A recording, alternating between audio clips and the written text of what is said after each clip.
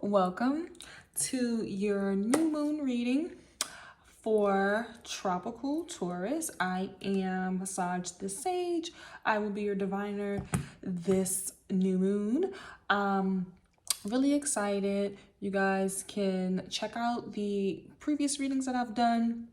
This reading should be a lot shorter, but it will still be just as jam-packed. If you would like to book a personal reading, be sure to check out the description box below. All of my links to book a personal reading will be there. Additionally, all of the shout outs that I do within the video, like my nail tech, of course. Shout out to Trey. She gets me right every time. Her Instagram to book her and things like that will be in the description as well. But let's go ahead and get this reading started. I'm really excited about the new moon in Taurus. I think that is going to be a really good refresher or breath of fresh air after we dealt extensively with the eclipses, 2 new moons in a month. It's just been a lot for the collective in regards to what's been happening astrologically. So I feel like with this new moon, we can kind of have a genuine kind of fresh start. Hopefully, you know, a lot of the eclipse things have been worked out for a lot of people. Anything that has come to a head or needs to be released or any timeline collapsing or adjustments have been made by now, so that we can start fresh with Taurus new moon and kind of just really get into that comfort and luxury and, you know, good lifestyle that the Tauruses bring. But okay, let's go ahead and get into it. I am going to begin with one of my favorite decks, as you know, the Shamanic Oracle deck. I've already used this before with you guys. You should be becoming more familiar with the cards. But like I said, as you see the cards come out, of course, use your discernment. Take what resonates, leave the rest. And of course, especially for those of you who do pull cards for yourself, I do encourage you guys to you know, do your own interpretations. If you see a card come out that's relevant to you and you feel like there is a more personalized message that you can get out of it because you have the skills to do so, by all means, I support it, baby. But okay, let's go ahead and get into this energy. Let's start with the collective. The cards are feeling a little bit stiff today. I wonder what that's about, baby. Baby. Okay.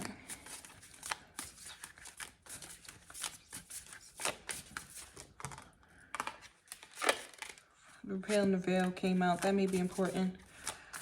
Repairing the veil. Repairing the veil is all about seeing how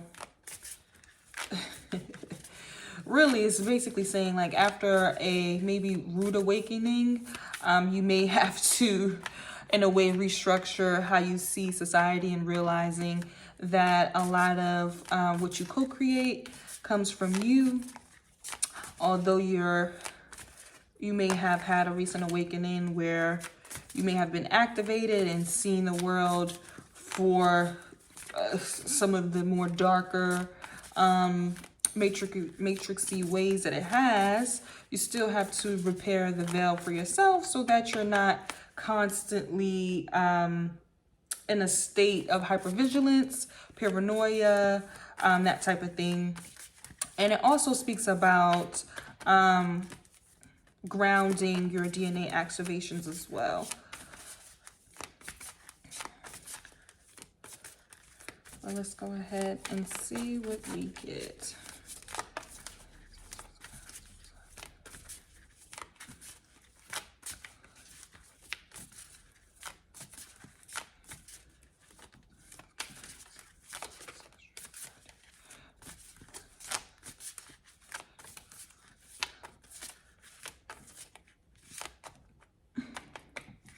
All right, the first cards are ready to come out. Let's see what we got. Straddling worlds, wandering between realms. Okay, that's interesting energy for the collective for this new moon. I really do like the energy of straddling worlds, mainly just because it does suggest that you are able to see how parallel realities can be so like vastly different while having some of the same common threads. And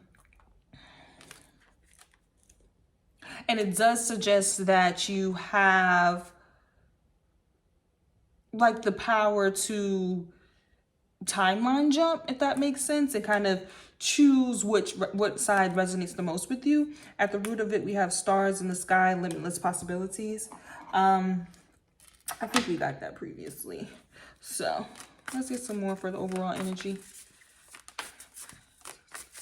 And you guys know what limitless possibilities are all about. My apologies if you haven't. It's your first time watching me. So with stars in the sky, limitless possibilities at the root of the situation, especially with straddling worlds.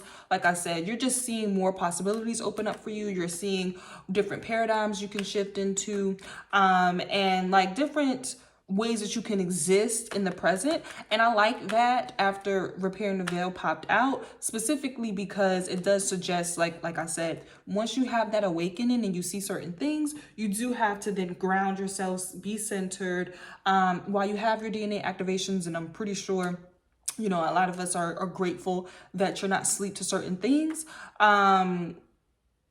You do want to be grounded in a sense of reality. You don't want to just be, you know, going into different time warps just because you're interacting with certain people or you go to certain places. You want to be grounded in your most resonance, on the timeline that resonates the most with you. So let's go ahead. Oh, I think this is done, huh? Because I do like skywriting the fates.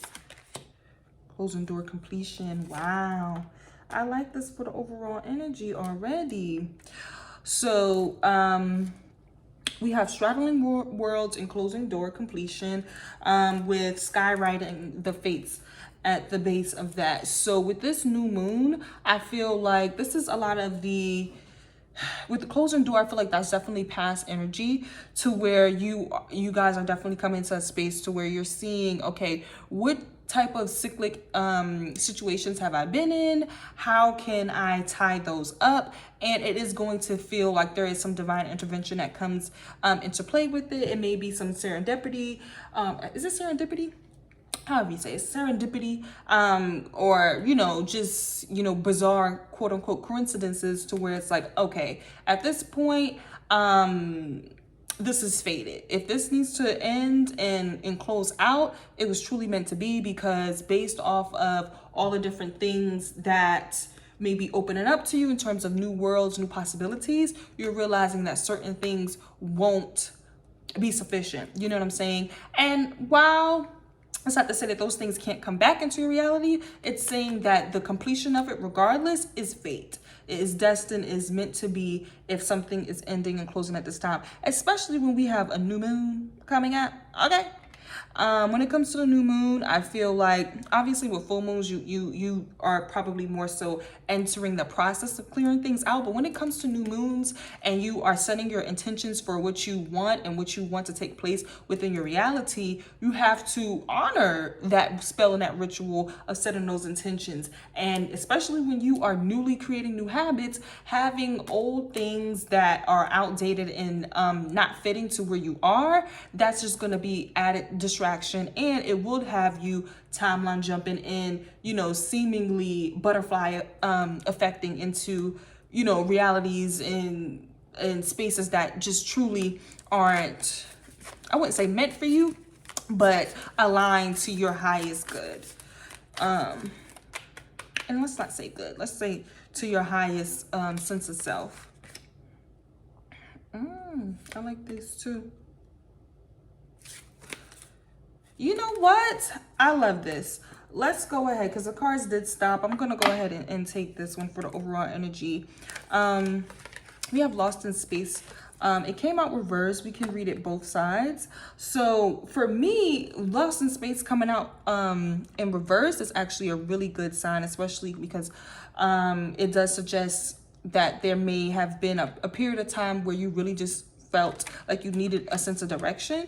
Like potentially you may have been in a situation to where it's like, okay, I really don't know where to go from here.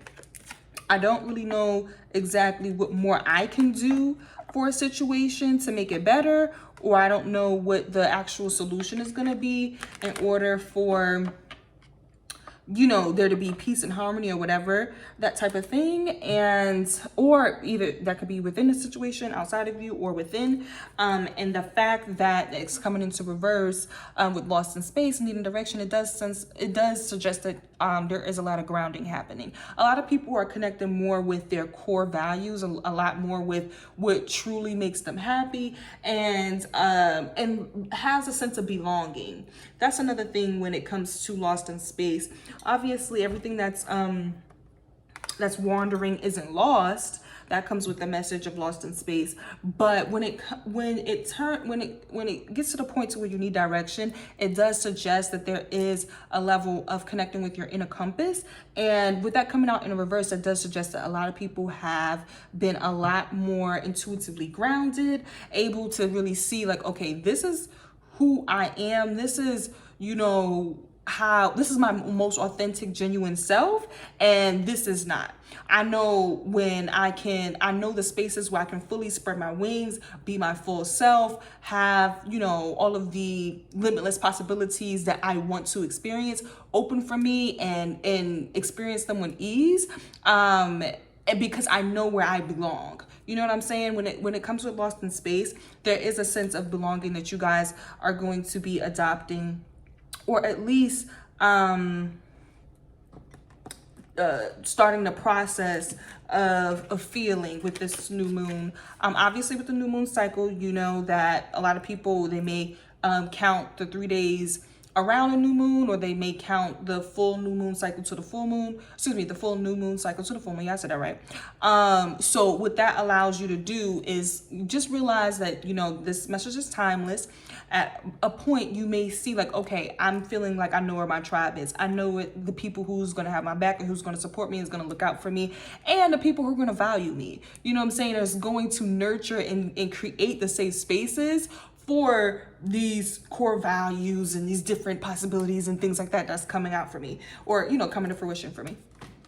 At the root of that, we had Sky Bridge, possibility for union, which is great. So that does suggest that there is a sense of community coming together, either with friends, family, lovers, especially for lovers who may be in a process of reconciling, or you know, making amends, or fixing things. That's a good thing. Now, obviously, you know, you may not be in that position to where this is a reconciliation with love or with friends or whatever, but the possibility is there. However, you will see very clearly where you belong in regards to tribe, in regards to feeling like there's a sense of community.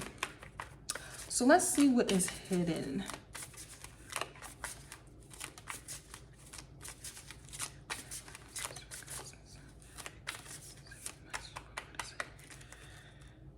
Okay, wow, this is great. Oh, I love this. Okay, there's a lot of co-creation happening, which I'm not gonna say is obvious, but with a new moon, that's good energy. So in the hand, the universe is your partner. It's speaking about having a very intimate relationship with the universe at this time. There may be a lot of synchronicities that you notice. You may see that your actions are reverberating out into the ethers. You're getting more instant manifestations, or you're getting more immediate responses from God or your guides, or, you know, whatever, anything that you try to speak into existence, you may be getting more immediate responses, especially if it comes from the heart, because we do have heart home compassion here at the base of the deck. And I love heart home. It's been a lot of heart chakra recalibrating, I could say, happening, a lot of heart chakra clearing happening, you know, just on a personal note. That's been a very heavy focus in regards to me and maybe some of my friends for ritual work and things like that. Just making sure that our hearts are light, that, you know, we're tapped into our heart, because your heart can be a very strong compass for your soul. And I feel like when it comes to co-creation right now and in the hand, it may be just speaking about the fact that you're noticing that you have the opportunity to have partnership in not all aspects, but pretty much even in the most mundane and minute things. You know what I mean? Even if it's like, okay, I'm gonna go to the store, and then you just have a big synchronistic moment with the cashier or whatever, and you're able to really get something from not everyone that you speak to, but for those that are resonating with your heart frequency. You know what I'm saying? It's able to open things up for you, even through simple conversations and things like that. I've experienced a little bit of that already, so I feel like that's definitely something that's going to be relevant to you guys. For this to come up in a hidden position, I feel like maybe, especially with this closing door, some of you guys may have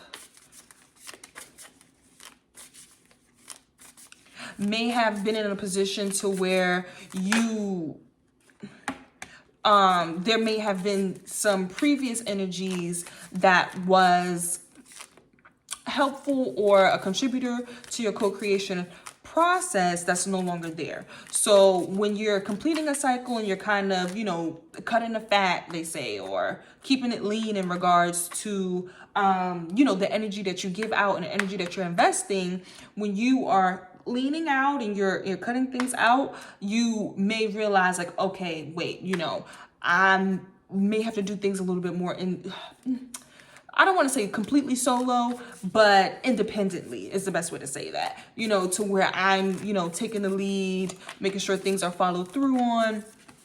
You may not have some of the support that you previously had, that you were comfortable with in the past, but obviously there's going to be new things coming up, and you're realizing how you as an individual can either attract or tap in to those different resources that allow you to have, you know, that robust and meaningful co-creation process without the things that you may have had to close a door on.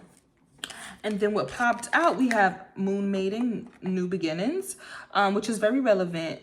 We were talking about the closing door situation and what that could mean for some of you guys. I do think that with new beginnings, it does suggest that, especially when it comes to past energy, anything that feels like it's not resonating with your heart frequency, it's not keeping your heart light, it's not expanding the love and joy and happiness that you have within, you will be not gonna say way better, but it would behoove you to focus on a new beginning, if that makes sense. Because the closing door is fated. It's not something that you can undo. We also had crown gains, right use of power pop out in regards to the new moon and the new beginnings. I think that this has a lot to do with the fact that you, especially when it comes to crown gains, it does talk about being in a new position of power, of leadership, of responsibility, even of status, either financial status, social status, notoriety, things of that nature. So when it comes to that, I think that if you notice that there is energy to where they may more so be trying to leverage, now I don't want to say obligation, but leverage past expectations, leverage, you know, oh, I did this for you, so now that, you know, you're up and you're in a good position, it's time for you to kind of return that favor. Any type of energy in that space, I think that, especially with it being 8 energy, that is getting moved, that is getting transformed, that is the cycle about that is going to be a lot more clear. You know what I'm saying? It's going to be clear where it is and why it is that these specific energies may have been attracted to you and things like that. And you're going to realize why it's important to have fresh starts in certain areas, especially when it comes to the people within your circle and where you feel like you are making unions and that you belong, because there are some crown games happening to where, because, you know, the different possibilities or the new light that you're stepping in is a lot more attractive to people, and they may just want to leverage some of that for themselves. So that's something to think about.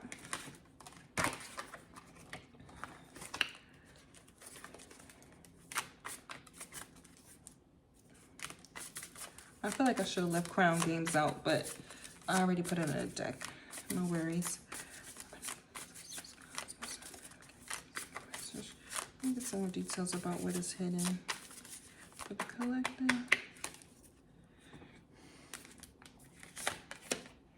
Oh, interesting. The further gate, both step forward. Unmarked trail revelation. There may be some resistance here. I think that makes sense though. I'm not sure, like, if you are resistant to change at this time, it's going to be really difficult for you. And I mean, it doesn't mean that it's not going to be something that you can get through and that you see where change is necessary and that you're able to actually act on it. I'm not saying that, but if you are resisting it, it's just going to take a little bit longer for you may be operating more in a shadow aspect of this new moon rather than being able to kind of step into that, even though new moons, they don't have light, but step into the forefront of it. Because with unmarked trail revelation at the bottom, it does suggest that the unknown is very evident right now. I think that a lot of people are trying to rework their concepts and, I don't want to say goals, but maybe like their aspirations and what it is that they expected out of the journey, or what the destination that they were going to, or even maybe just the route to it. There is a strong sense of the unknown with it. And that is going to require you to step out of your comfort zone. It's going to require you to change. It's going to require you to embrace the revelations and the epiphanies that you may have gotten. You're going to have to allow the spiritual downloads, the psychic messages, the synchronicities, the, like I said, epiphanies, revelations, things like that. You're going to have to allow those aspects to help guide you into this unknown. It's not going to be to where you're going to be able to step into this new phase being who you were, if that makes sense. The different character traits, the different maybe ideologies or personal habits and things like that you do have, that you know that this crown games moment, this stepping into your power, this coronation moment that you're having, you know that you're going to have to let some of that old shit go. And there may be some resistance to it, but let's get some clarity around that.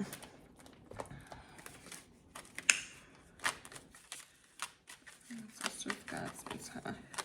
Clarify what is hidden.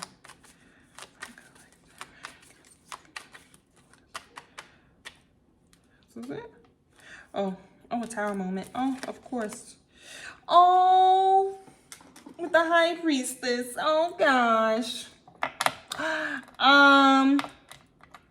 Wow. So in regards to what is hidden, this is really interesting energy, I'm not gonna lie. What's clarifying it is the high priestess and the tower. So your intuition has guided you towards a transformation, a major ending, a major clearing out, a major, what do you want to say? It can be looked at as many things when it comes to towers. A lot of times it's like a chaotic ending or unexpected ending to something, or something transformed or transitioned and things like that. So your intuition guided you to it or is guiding you through it. But I do honestly feel like this is related to past energy. I think that because we have the closing door, that relates more so to the Tower moment, right? There was a change. The closing door, it's a number 5 card. There was a change, or a change that is happening when it comes to closing door completion, like a cycle that has run its course, where, you know, maybe there's no more juice in this fruit type of thing, you know, like there may be nothing else to get from a situation, and intuitively you know that. Intuitively, even your higher self has orchestrated it for you, like when we talked about skywriting the fates. And I think that resistance from the farther gate, the bold step forward being in reverse, there may be some resistance in regards to what do you trust about your intuition, what secrets, or you know, what may have been hidden about the situation that you want to uncover. And all of that is good. I think that that is helpful steps in order to make you fully aware of, like, okay, which world, which paradigm, which timeline is best suited for me. So I'm not mad at that. Let's get one more card for clarity and then move on to the advice.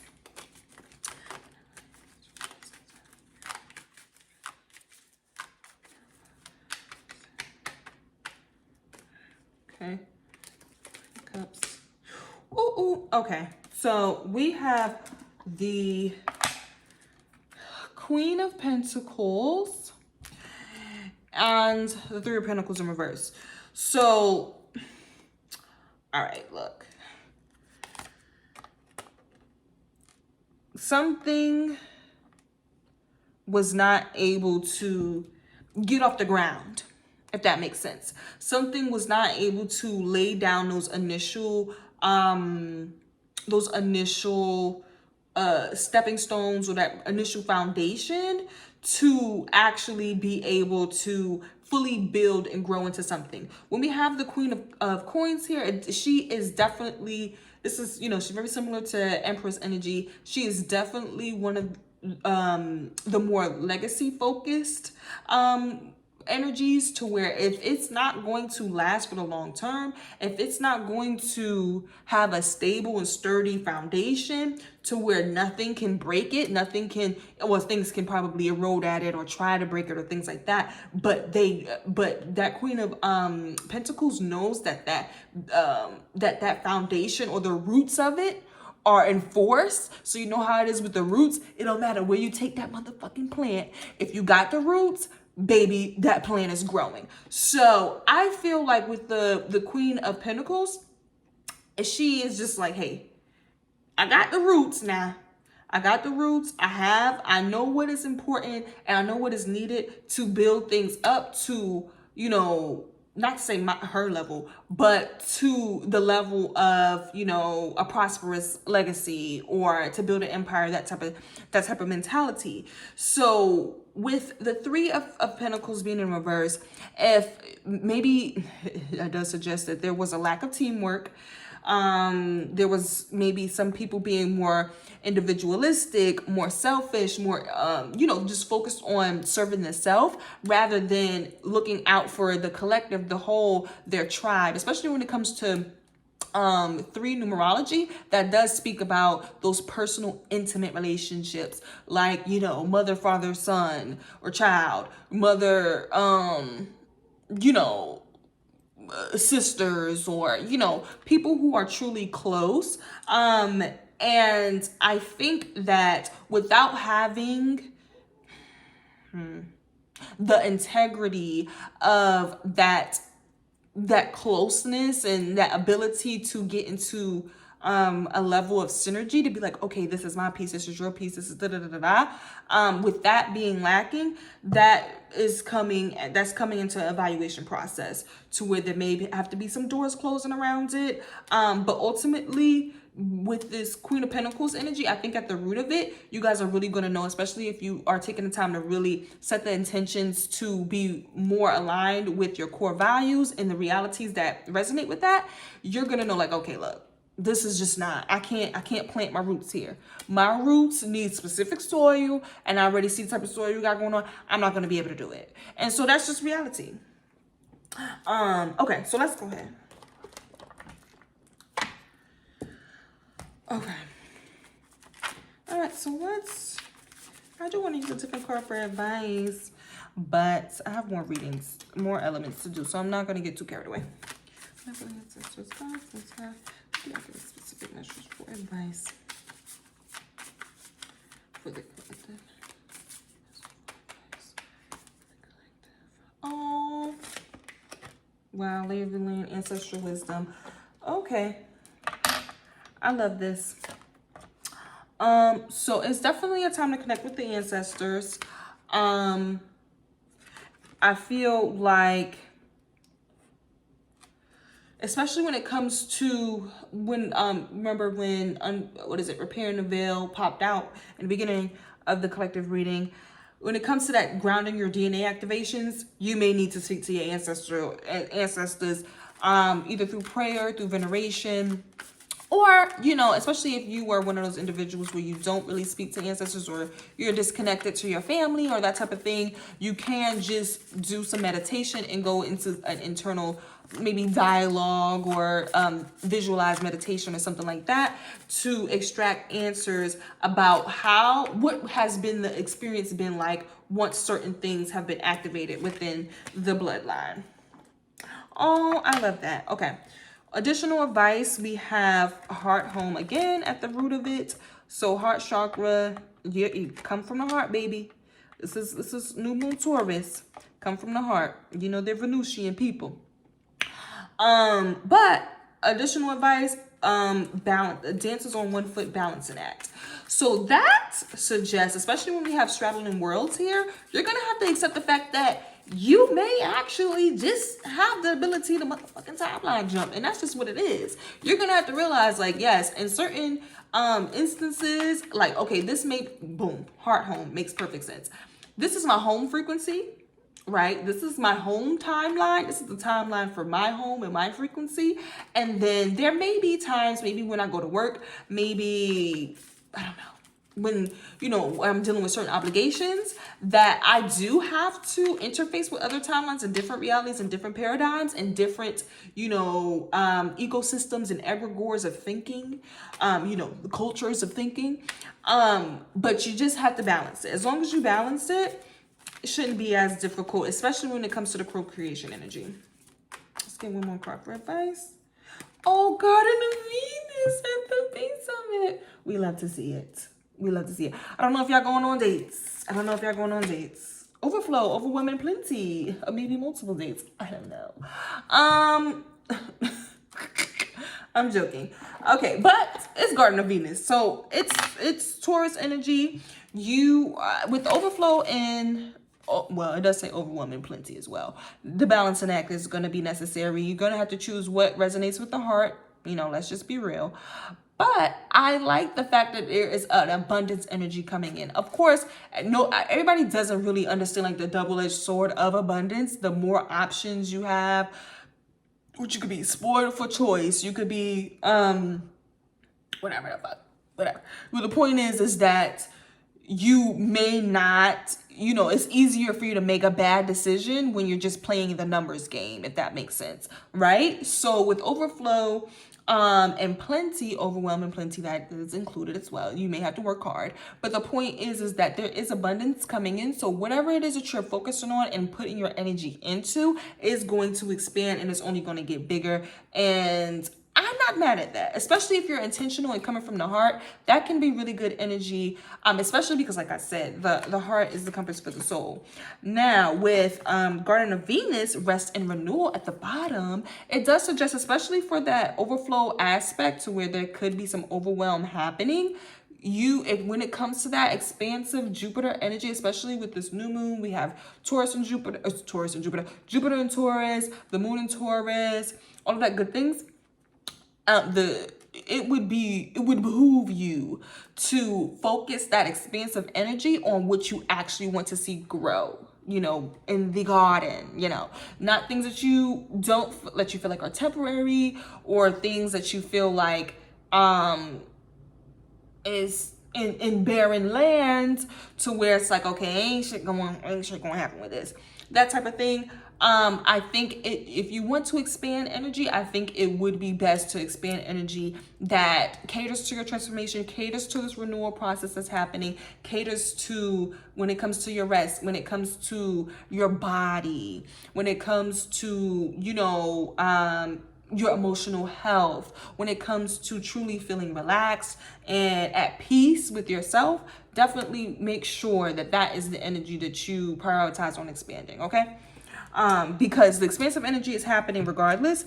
If I were you, I would prefer for it to be something that's beneficial. You know what I mean? Okay, so let's go. Let's get it.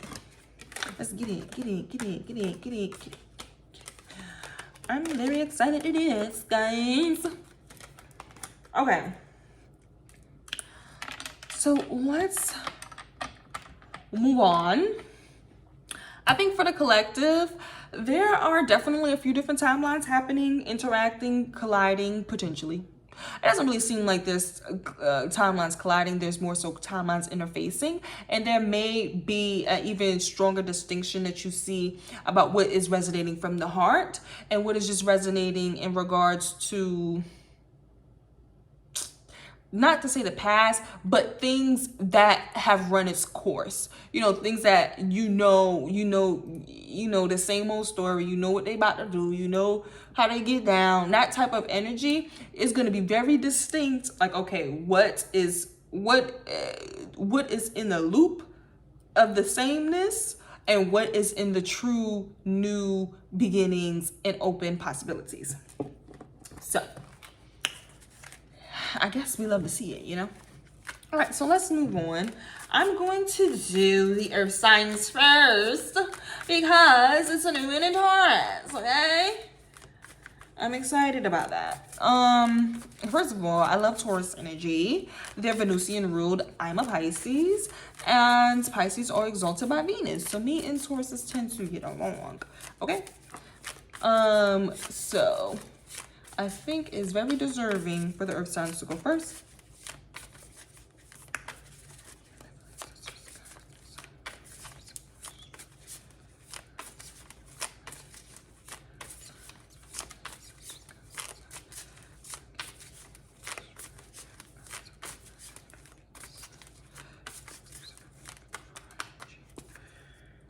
Whew.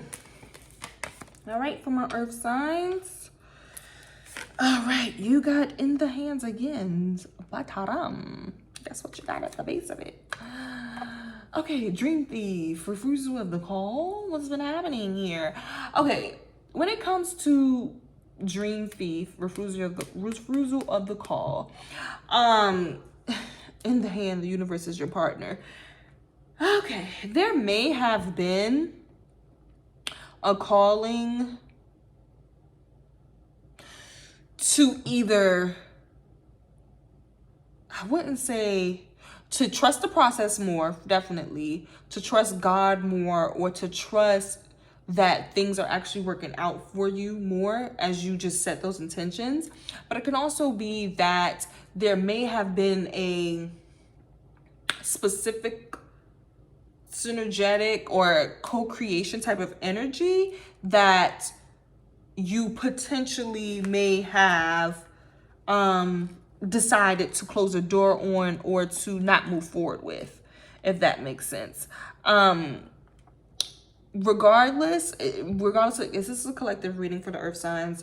So, you know, it can be different, both sides of the spectrum. You know, people may resonate with either or. Is that 31 and 13? Oh, baby. Oh, baby. Okay. Oh. Okay, so, okay, this is what I'll say.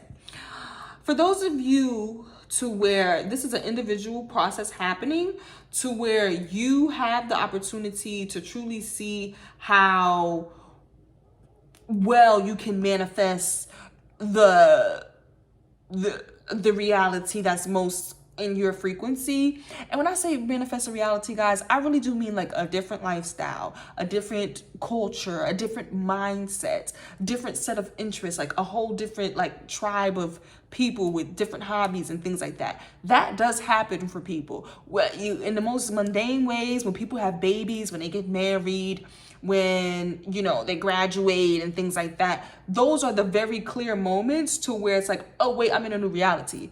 Bro, you can actually do that post-college, post-education, all of that stuff, post-baby, post-house. You can still upgrade or renew your reality around you as well. So there is a calling that has happened for either you guys to trust the universe, trust the fact that, you know, God has your back, that there are people who support you and are going to, you know, partner with you in certain things, regardless of whatever that may have been a limitation for you. And it could be a refusal of the call to take that leap of faith, to trust God in the process. And instead you may be doing what is familiar, what is comfortable, what is going to, you know, scare you the less, if that makes sense, was not gonna challenge you as much. So with this 13 and this 31, there could have been a mirroring relationship that happened, and there may have been not a level of self-sabotage, but maybe someone being a little bit more on the dismissive avoidant side, to where they completely are trying to remove their energy, dismiss certain things or whatever that is. And so now you may have had a synchronistic, or like I said, mirroring relationship with someone to where, you know, you guys are, as a team, y'all get to manifest quick, y'all get to do, you know, it's synergy, it's working or whatever. And it may have just been a blockage around that, to where it's like, okay, I'm gonna decline the offer at this time. So again, take it as it resonates. This could be within you, or this could be in regards to you and an individual. It's all about your specific journey. If you know that you're at a point in your life to where you hardly ever alone, you know that you need time to yourself, you keep having placeholder after placeholder, and the universe has said, please can you be the fuck alone so we can get these activations grounded, and you keep, you know, doing the same old repeated patterns, that's the refusal of a call. But if but there are some of you guys who know good and well you're in a mirroring relationship, to where it's like the universe conspiring every time y'all get together. Shit, you know what I'm saying? And you're refusing to go to that process because of maybe self-imposed limitations or whatever that may be. So let's get some more information about the overall energy. Oh, hoo-hoo, baby. Wow. Woo. Maybe I'm being dramatic, but these are some good ass motherfucking cards, earth signs. I ain't gonna hold you. Okay. Wherever your earth placements is at, this is good. This is some good energy. Okay, this is definitely the new moon in Taurus, but okay, earth signs. A tidy house, clarity and organization, with Magician's Sword, confidence in your magic at the bottom of the deck. Okay, that's I'm not gonna say it's clear as day, but it's pretty obvious to me. What this sounds like to me is that there is magic in clarity. There is magic in being a clear vessel. There is magic in cleaning your home, for those of you where that may be relevant, cleaning up your finances, cleaning up your body. When I meant clear vessel earlier, I just meant like you're not allowing outside programs in, I don't even know how to describe that. But you know how it is when someone is just like a coagulation, hopefully I'm saying that right, a coagulation of all their past experiences, and they just keep trauma responding, or, you know, acting as if like they can't learn new things about life and apply it. Like even if they get new things, they still reference like their old philosophies or their old cultural upbringings or whatever to kind of like reinforce it. That's not being a clear vessel, baby. That's not being fully open-minded. You know what I'm saying? You have to be able to see new information, actually processes of that, think critically about that new thing. And then if you want to incorporate or modify or refine it based off of what you previously know, then you can include that if it's relevant. But it cannot take away it from the newness of it, and it cannot diminish it to the point to where it looks like something regurgitated. So that's what I mean by being a clear vessel. But tidying up the body is different. You know, maybe a move to, I don't know where to mention this, detoxing, to working out. I have seen a lot more people working out, that type of thing. But also, especially with it being a new moon, cleaning up your fucking house. Because the reason I say that is because there could have been some fine-tunement that's happening to where you're upgrading your magic, you're upgrading your intuition, you're upgrading your creative skills, your, I don't know, intellectual skills, your engineering skill, ingenuity, things like that, to where you are getting the opportunity to be like, okay, wait a minute now. Okay, this is my magic, that's me, that's my energy that has influenced XYZ and blah, blah, blah. And it does take a little bit of clearing out any of that self-doubt, any of the things that keep you heavy and distracted from the specialness and the value of the magic that you're unlocking. You need to kind of clear that out just so that you can have further confidence in whatever it is that you're discovering. So it's like, okay, boom, I feel like I'm, you know how, boom, this is a great example.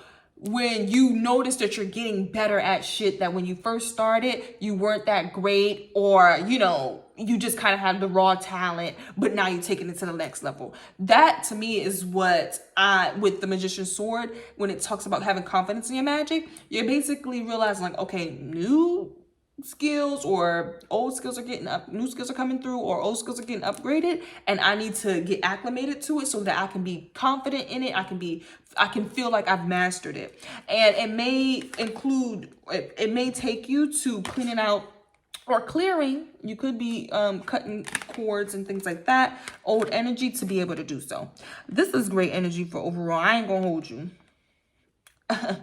This is great energy. It is a Taurus moon, so am I surprised? No, I'm not. Okay, so let's take a look at, well, you know what? Let's get some clarity around the overall energy, and then we'll go into what's hidden.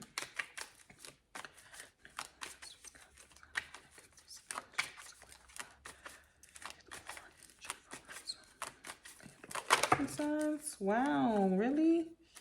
What is that? It was a lot. Well, it wasn't, but still. Oh, ooh. It's something that's flipped over in here. Let me try to find that. Oh, Ace of Swords, the truth. Is that reverse? Semi, technically. Okay, baby. The clarity around this is really interesting. This is definitely this is what's being cleared out for sure.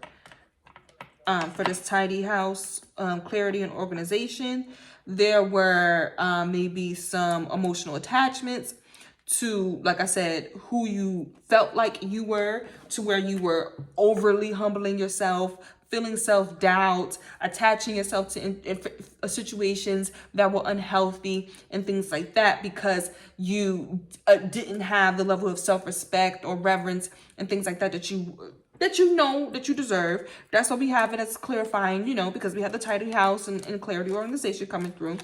With the Ace of Swords, it suggests that you realize that something was a fucking lie. And it probably was the fact that you were supposed to be humble. You probably have realized that, hold on, wait a minute now.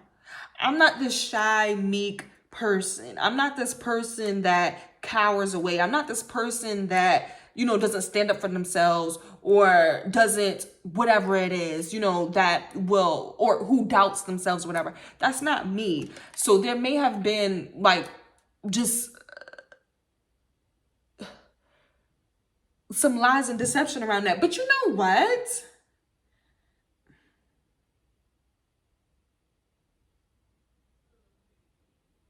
I do wonder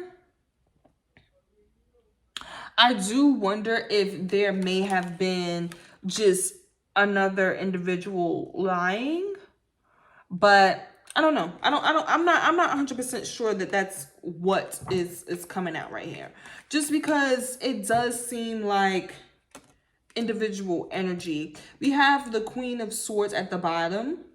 So yeah, I feel like, to me, this suggests that there was maybe some lies to yourself, a lack of clarity within the self. You know what I'm saying? Just in regards to what you can actually attract, what you can express, like how you can show up, like in your, even it maybe in your level of intelligence, skill, capabilities. There just may have just been things that you've been telling yourself, or you know, or somebody has told you that you reinforce that just wasn't true. It wasn't really authentic. And especially when it comes to that Eight of Cups too, it does speak about, because Eight of Cups can also be like deep depression, to where it's not even like a mental thing. Like you're just emotionally and, you know, just not where you want to be, period. It's not that, oh, I can pinpoint it in my mind and I'm overthinking and da da da da da. It's like an emotional, like sadness, or feeling like something is wrong that you can't explain. So there could have been maybe this Five of Wands. I feel like this is relevant to it though. A way that you were investing your energy, or put like something that you were putting work in towards, or something like that. And you have the Six of Wands reverse here. Something that you were, you know, putting your passion towards, that I'm not going to say wasn't authentic, but maybe you didn't have the clarity about how to truly emotionally connect with it, how to do it to where you're not feeling, I don't want to say burnt out, but like you are working, not saying working with scraps, but yeah, maybe like you, where you felt like you had to work with scraps, or you had to just work with what was given to you, especially when it comes to the Eight of Cups, that can come up as emotional attachments or things like that. You may have been investing, you know, just like something that you were just super passionate about, but just the way that you were going about it has to be reworked, because it's not, especially with the Six of Wands reverse, it's not leading to the victory that you initially had the vision for. You know what I'm saying? So that's definitely relevant. Okay. So let's get into what potentially may have been hidden, you know what I mean? What may have. It's encroaching, you know what I mean? Hopefully this video will be out on Friday. If not, it will be out Saturday. And that will just be due to the upload and export times of YouTube, because that'll be taking a minute. So hopefully this video won't be too long, so that it can actually get uploaded within a night. Okay, so let's look at what is hidden right now for my Earth, Sun, Moon, Rising, and Venus signs.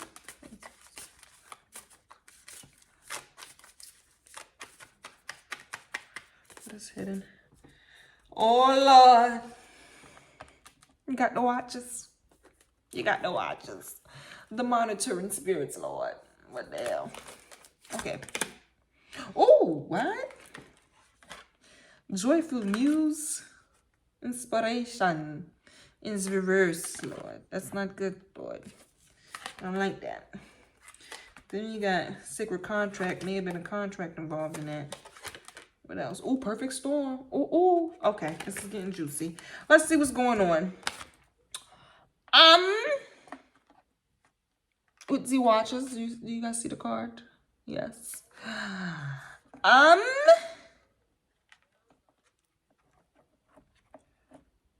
What is hidden? Joyful Muse in reverse. This is interesting. It could be a few different things. Really, what stands out to me, at least right off the bat with the message, I think that there are people trying to see if you are, not to say like if you're doing bad, but with Joyful Muse, that was a reverse. Oh, let's see what it is. Okay. There are monitoring spirits, if that makes sense, to where like there are entities that look at other people that they may not be able to connect to in the physical through people or lower, individuals that they can body jump into, if that makes sense. That they can tap into their psyche or their eyes or their subconscious and be able to kind of like look through their eyes. Monitoring spirits are like the best way to describe what the Watcher's energy is.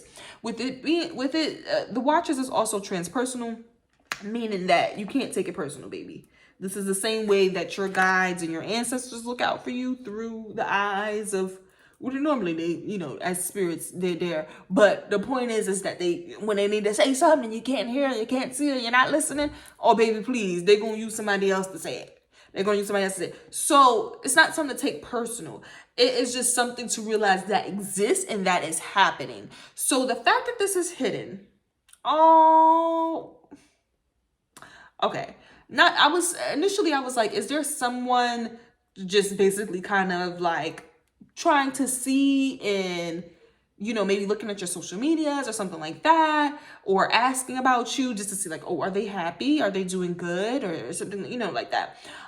Whatever that, I feel like this is related to the refusal of the call. Whatever call was refused, whatever, invitation or whatever the fuck was denied, that energy, I feel like is attached to the Watchers and the Joyful Muse being in reverse. It's almost like someone looking to say like, okay, are they happy? Are they happy without me? Are they... Or you could have been like their source of inspiration. You could have been someone that kind of motivated them or pushed them to maybe do something that was a little bit more grander than their initial kind of perspective or whatever it was. And it's also kind of like now instead of, because they maybe don't have that same access to you anymore, it's kind of like they just want to, you know what I'm saying? They're kind of using different means and methods to extract that energy, if that makes sense. If it means that they just have to, look at your social media with a fake page, that can happen. You may have like different monitoring spirits or whatever, kind of be a little bit more up in your business, that type of thing. But I do think that, especially because Joyful Muse did come out in reverse, it could have been somebody who actually was a supportive energy for you. Oh yeah, this is 33 and that's 60, child. You see the numbers? 3360. Yeah, this may have been somebody who was supportive of you, at least initially, encouraging of you, whatever, wanting to see you win, wanting to be that level of, wanting to contribute to your inspiration, contribute to your creativity, all of that good stuff. And they may have turned into like a silent, I don't want to say hater, because with the Watchers, it doesn't mean you have to be objective about the Watchers. It's just, it's on that individual and their person, whatever that energy is, that is, taking a look at you, keeping tabs on you, using monitoring spirits, whatever, that type of thing. It's on that individual, whether they're trying to use that, what they gather or observe, as negative or not. But at the end of the day, this could have been somebody who was involved in the creative process or wanting to be involved in the creative process or a supportive of the creative process that now has to take a back seat and watch from the sidelines. And not to say watch from the sidelines, but it just means that they don't have physical contact with you. They don't have physical contact with you. I'm not saying that they're like a hater now or whatever, but they do want to see what you got going on. They may be a hater. They might. But it is more so like, you know, it's an energy to where it's like, I was a part of the good times, but now I'm more so just looking and observing and seeing how things are from the outside, instead of being able to, you know, be a part of it actively or presently in the physical. Guys, how many a specific message for what's hidden from our earth signs? A specific message. Oh wow, it's hidden. Well, song resonating. Okay, this is good. This definitely, this well song resonating, coming out reverse. I feel is definitely related to the joyful muse. It's also 61 too, and the watchers is 60. So whatever this monitoring spirit is, whatever this spirit to where it's like, okay, I'm just gonna watch you from the sidelines, I'm just gonna observe, I'm just kind of gonna fall back and, you know, see what's going on, but not be actively engaged or whatever. I may just ask about you but not reach out to you, that type of thing. It's falling out of resonance. It just does not resonate with you anymore. It doesn't. Especially when we got first breath in beginner's mind. When it comes to individuals that are, not even individuals, it could just be situations. It could actually just be, it could literally be creative projects. It could be creative projects and things of that nature. To where it has kind of grown into its own culture, you know what I'm saying? It's grown into its own like entity, things like that. There are certain things about either individual situation or within self that you are no longer resonating with. If that joyful muse is you, to where you know, let's say you are being a joyful muse and you're showing up, you're doing good, you are, you know, inspired, working, doing your thing. You have, when it comes to the watchers, you do have other entities that are looking for avenues to co-create with you through, you know, let's just say monitoring spirits for now, just because it sums it up. But just through observing it in more of a quantum way and manifesting that in a quantum way, or trying to evaluate whether it's a good move, or kind of like observing and collecting information on it quantumly, that you're not seeing yet. And with joyful muse being in reverse, that could mean that playtime might be over on certain situations. And it does talk about getting closer to like, okay, what is actually going to inspire you? Even if it could, especially with joyful muse in reverse, you could just be stagnant. You could just not, you could have a creative blocks and things like that. Or you could just be indulging or investing in things that aren't really, like, they may bring you a sense of happiness. They may, like, on a surface, it may seem like it, but it's basically like somebody who is feeling like they're making progress in regards to like creating a sound or their album or something like that, but they don't realize that the energy that they're kind of like indulging into is stereotypical mainstream regurgitated pop, right? And they don't realize it, and so therefore there are maybe their guides or ancestors or whatever it is kind of like helping them, like, okay, look, we may have to organize how this timeline plays out, because there needs to be some recalibrating and mastering of the creative, inspirational energy for this individual. But for others, I do think that this is more so related to an additional person, because I think that what they're doing is seeing that you know, you do have that energy to kind of like innovate things and make shit kind of way more like colorful and, you know,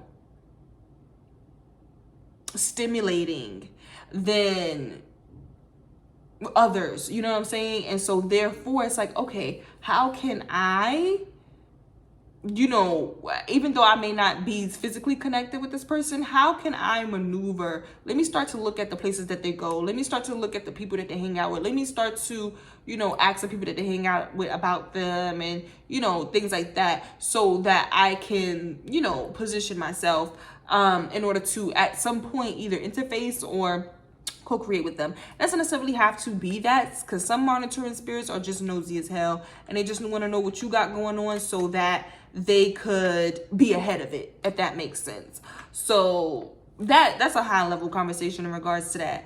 But even on if you want to think about it on a mundane level, you know how they be like, oh, so and so going to drop an album at this time, so therefore I'm gonna either drop mine before or after or whatever, or around this time, so I don't have to be interfered. That's watchers, okay? You pocket watching, you worry about what somebody else got going on, and you using that to co-create a reality. So therefore now the paradigm or whatever synchronicities that may have been relevant had you not, you know, wanted to observe and do and be in people's business, right? Had you not done that, now we got, you know, other influences and other elements of creation going on. You know what I'm saying? When it wasn't a part of that initially. You know? So that's just something that you have to think about when it comes to how the Watcher's energy comes out. But with First Breath, Beginner's Mind, and Well Song resonating, I do think that you guys are really realizing like what is no longer a part of your energy. You know what I'm saying? Like, you may realize like this is just not certain things are just not within your frequency, and that is okay. So I'm not mad at that. And with First Breath, Beginner's Mind, it does suggest that this is something that is completely new for you. You know what I'm saying? Like, this is something that you really haven't dealt with. So it is that element of unknown.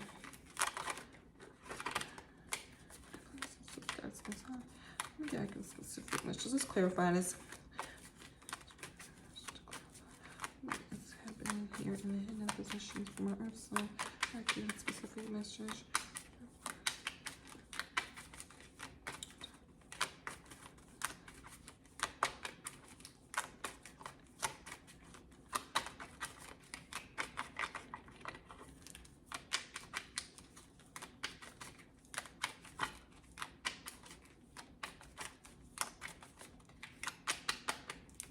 Clarity about what is in Judgment. Ooh, ooh. Oh, wow. And Strength in reverse? Wow, why? That's interesting. For this to be Clarity, this is interesting. I think, obviously, there's like some massive personal transformation happening. And it either like the laws of karma or,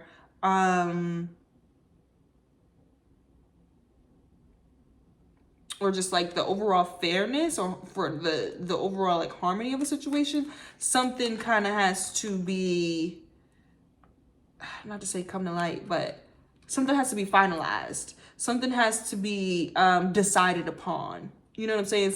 A conclusion has to come. And this may have to do with the refusal of the call as well. With Strength in reverse, it does suggest that, what is up with the Strength in reverse?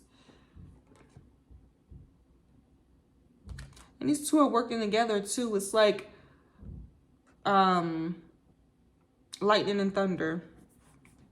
I'm trying to see, why would Strength in reverse be here?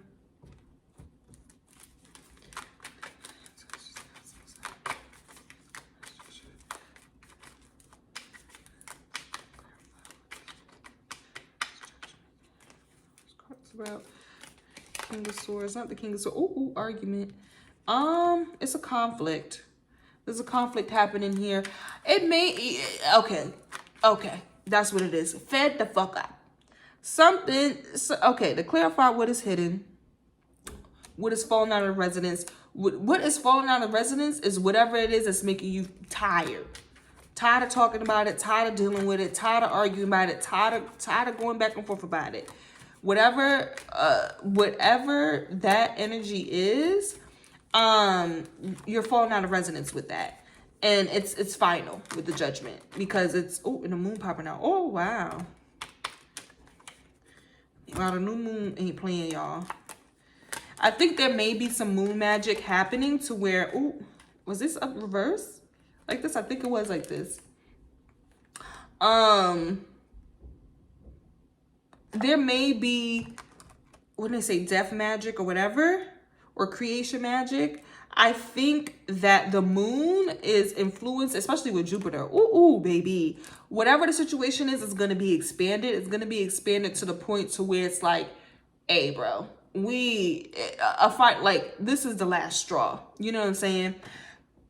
It's going to bring clarity. It's going to maybe reveal some secrets or things that you may have been wondering or in the dark about.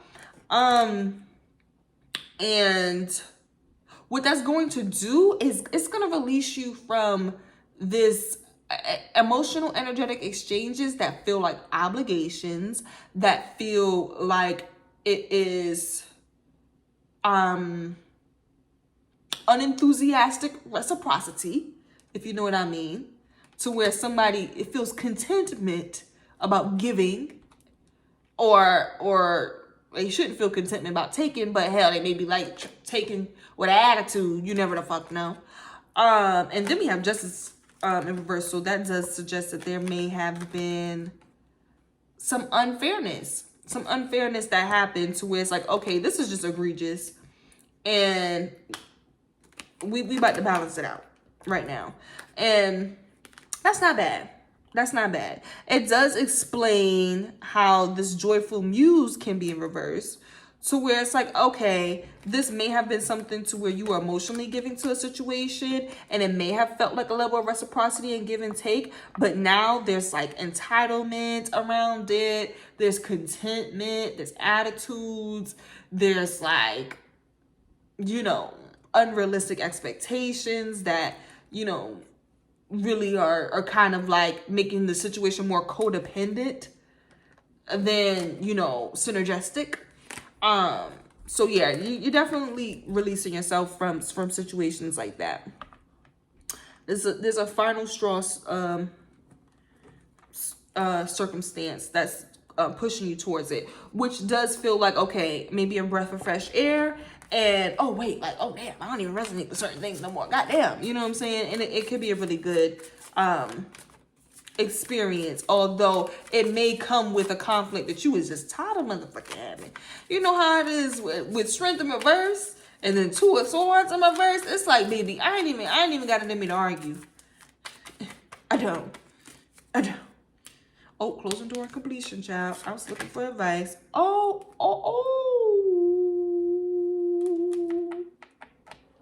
now we get into some nitty gritty. Some good cards coming out for y'all, Earth signs. This Taurus, new moon ain't playing with you, baby. It's really not, because the reason why I say that, okay, mindful groupthink. First of all, I love this card. Same reason why I loved when the watches initially first came out when I first reading, because I think that there are some like collective concepts that people don't, I don't know what the best word to describe it is, that they just aren't aware of, period. You know what I'm saying? They just don't know that they don't know. So mindful groupthink, mindful, two words, groupthink, and then closing door, completion. Okay. Lord have mercy. Child, this is the advice. Now, how the hell did this come up for the advice? Okay. Your energy was very, this is the clearing house. This is what's being clear. Okay. We got it. I see what's happening. That could be why there's a conflict in what's hidden in this situation. That Two of Swords, whatever that big blow up, and I'm not saying it's gonna be a big blow up. Hell, it could just be like, you know what? I said the next time this motherfucker do X, Y, Z, I am going to completely not fuck with them no more. And they just did X, Y, Z. Let me go ahead on and pack my things and go, basically. Very, you know, it doesn't have to be a big thing, but it's going to be a final straw because a transformation has to happen. I think what's being cleared out is the groupthink. What's being cleared out is, not saying being, it's like, especially because we have the Watchers too, like, you're realizing how easily manipulated the collective is, or groups of culture is, or communities are, tribes are. If there are areas or people in your life to where it's like, okay, you are primarily just telling me what is the popular thing to do, what is the acceptable thing to do, what is, you know, trendy and common, and, you know, what people are gravitating to, regardless of what you personally are resonating with. That's getting cleared out. The door is closed on this groupthink situation. I'm curious about how that is going to show up, because I do think that it is, that joyful muse. And that's connected to the Watchers, which is a collective, which is a collective conscious energy. The Watchers means that there is someone who is specifically like, could tap into the collective consciousness, but they are tapping into a specific consciousness to look and observe. And it's not a person. It could just be like a destined thing. It could be like an egregore. It could be like a cultural thing. You know what I'm saying? It could be like a group hive mind of people who are specifically like, oh, every time I see this type of energy, I'm going to observe it. I'm going to watch it. I'm going to collect data to then further co-create and to, you know, influence whatever it is that I've observed. So with the joyful muse, there could have been something to where you were getting a lot of your inspiration from shit that was not original, really. Shit that was not authentic. Shit that was not genuine to your heart space and genuine to your frequency and resonance, right? The door is closing on that. It's not about doing what's popular right now. It's not about doing what's what most people are going to talk about and get engaged in. It's about doing the thing that is going to inspire or be most connected with your calling, if that makes sense. And sometimes you're doing something completely the fuck new, fresh, first breath, or something to where it's like, I'm not really sure, you know, who's going to appreciate that, who's going to like that, or how those things correlate. That's a new way to put those two things together. It's not time for that. We're closing the door on that. Especially when it comes to ideas and, I want to say creative projects, but anything that involves something that you're creating, anything, especially as it relates to your calling, the door is closed on that. It's not happening. You're not allowing, you're going to be a lot more autonomous and sovereign about what you think and what you deem is actually going to be like, okay, this is a thing that I can dedicate myself to, or let me see, you don't really have, or organize around. Yeah, because somebody say you don't really have a bunch of hard working. It's new moon is not going to be hard work.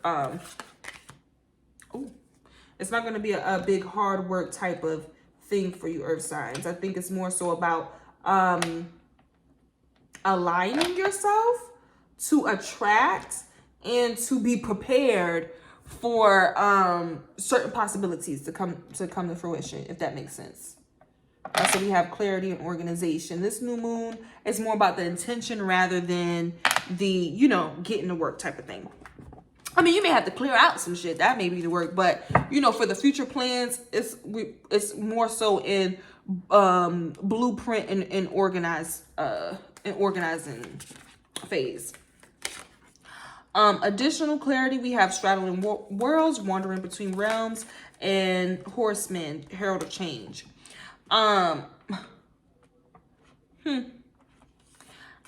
think that, especially with horseman, herald of change, it speaks about being the example that you want to see. So with straddling worlds, wandering between realms, I'm not even sure if you guys have to pick a timeline that's as like, oh, this is my number one, this is my one and only. I'm not sure if you guys have to do that, because it may behoove you to make sure that you're gathering the information that you're getting within like these different like possibilities or options opening up. Like, okay, let's say somebody proposes an idea to you, like, oh, let's say let's get married or whatever. You can start to envision or project your mind's eye into the future of what it would look like based off of, you know, information that you have and things like that. So I think that, and even if you, like I said, you even like for the getting married situation, you may not come to a conclusion right away, especially maybe during the new moon phase, but you being able to kind of gather information, explore options within your mind is going to allow you to be the example of what it is that you want to see. You know what I'm saying? Like, okay, if I get married, then da-da-da-da-da. But if I stay single, then da-da-da-da. Well, I would prefer something that's more of a blend between the two. So therefore, that herald of change, that horseman energy would be you stepping into that blend in the present, right? Because the present is technically a future in a way. Does that make sense? It's all kind of happening here now type of thing. So essentially it's like, okay, I'm going to be able to see what's happening, you know, in different realms, in different worlds, maybe during dream time, through synchronicities, or I may be peeping that there's some watchers around me, or hell, you might be the monitoring spirit yourself, who knows? And I'm going to use that energy to be the example that I want to see. So let's get some clarity around that first.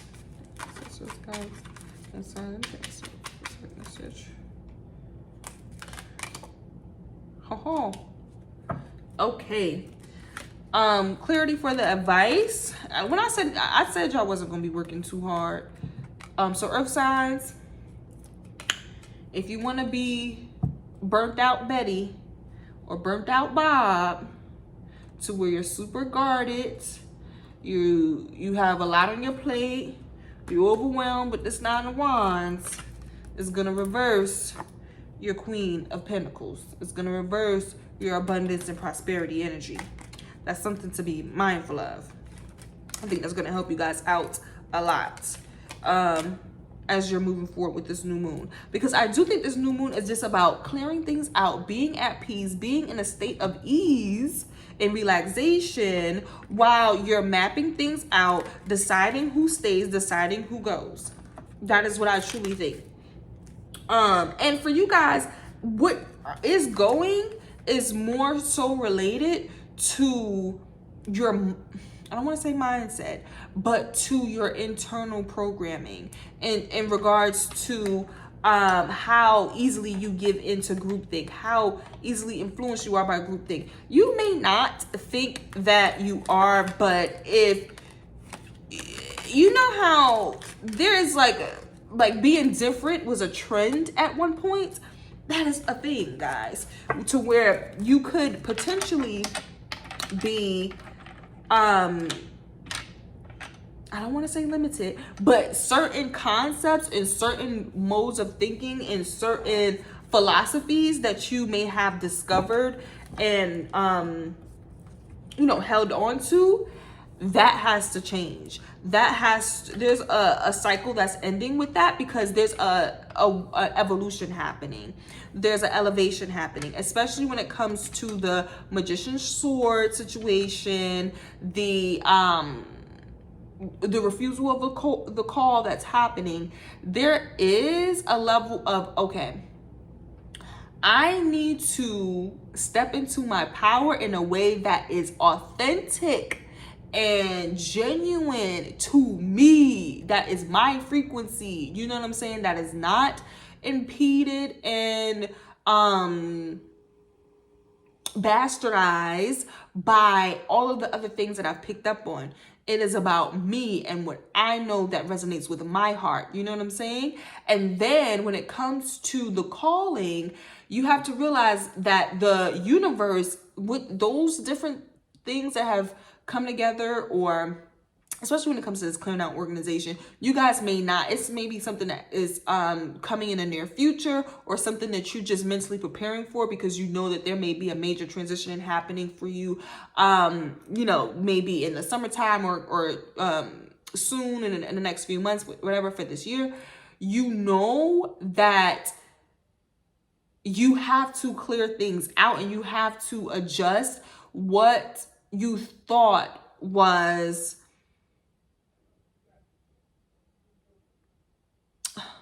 collaborating, what you thought was exchanging energy. You know what I'm saying? Because when it comes to things that leave you burnt out, which cause you to feel like, okay, I'm going in circles, I'm keep arguing about the same things, I keep getting in conflict around the same ideas, there's going to be a straw that breaks that camel's back. You know what I'm saying? So I think it is important for my earth signs, especially with this new moon, to focus more so on the ease, the soft life aspect of things. You know, shout out to the girls for that.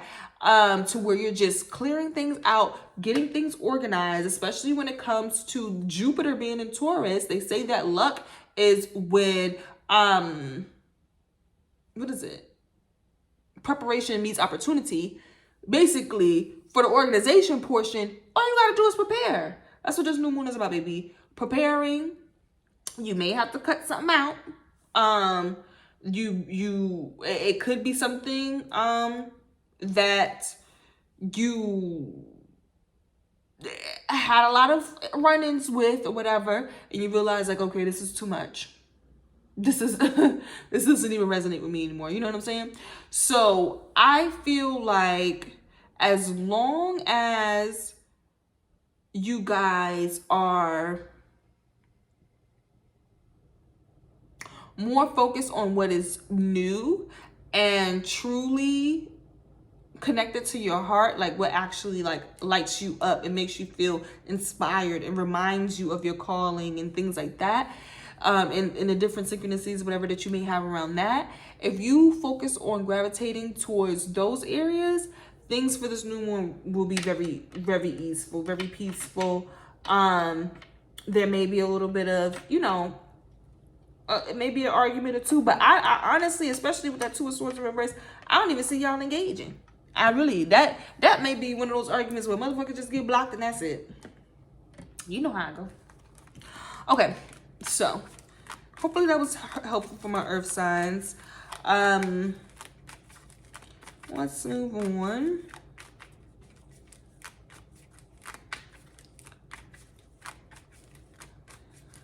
What side do I want to do next? I'm already shuffling. Ow, that hurt. What's that, the earth? I think air. Oh, the first earth sign is Taurus. Oh, Gemini season. Yeah, air. Okay, so let's do air.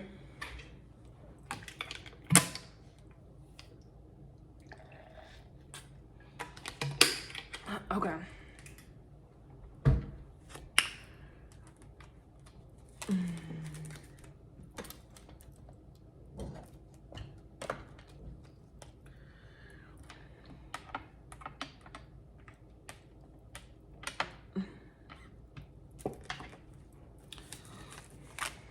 Whenever the ancestors, guys, in time, let me get an actual specific message. My air sign is in this.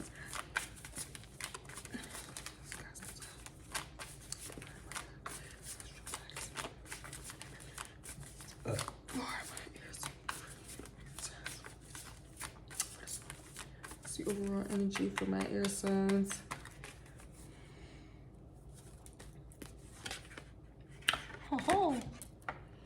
It was just my imagination running away with me.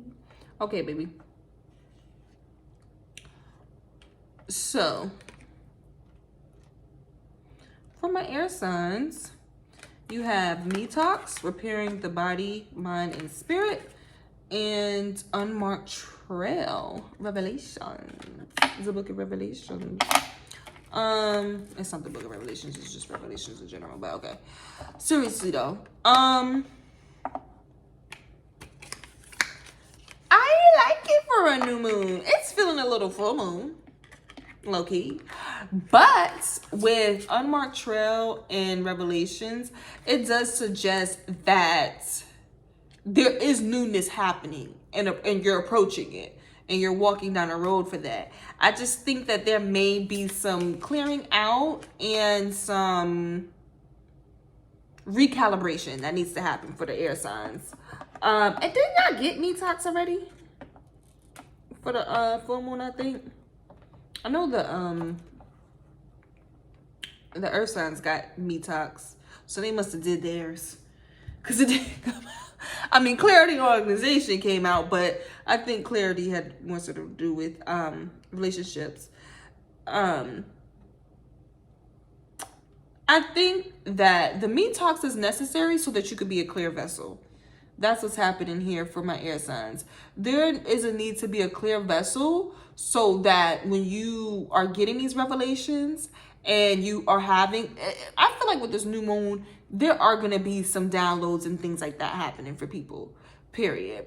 And I think that, air signs, you guys are going to really benefit from clearing out maybe some of the mental chatter, catering to the body, making sure that you are up on your spiritual hygiene and your spiritual practices so that you can be prepared for the newness and the upgrades and things that's coming on. Because there is an unmarked trail that you guys are approaching, which means that there is some things that you're not going to know what the fuck to do. It's going to be some new experiences and you're not going to know which way to go, but you're going to have to trust that inner compass. You have to trust that your own intuition so that you can, move forward in a way that actually feels grounded and not bogged down by things that are toxic or irrelevant to your true energy.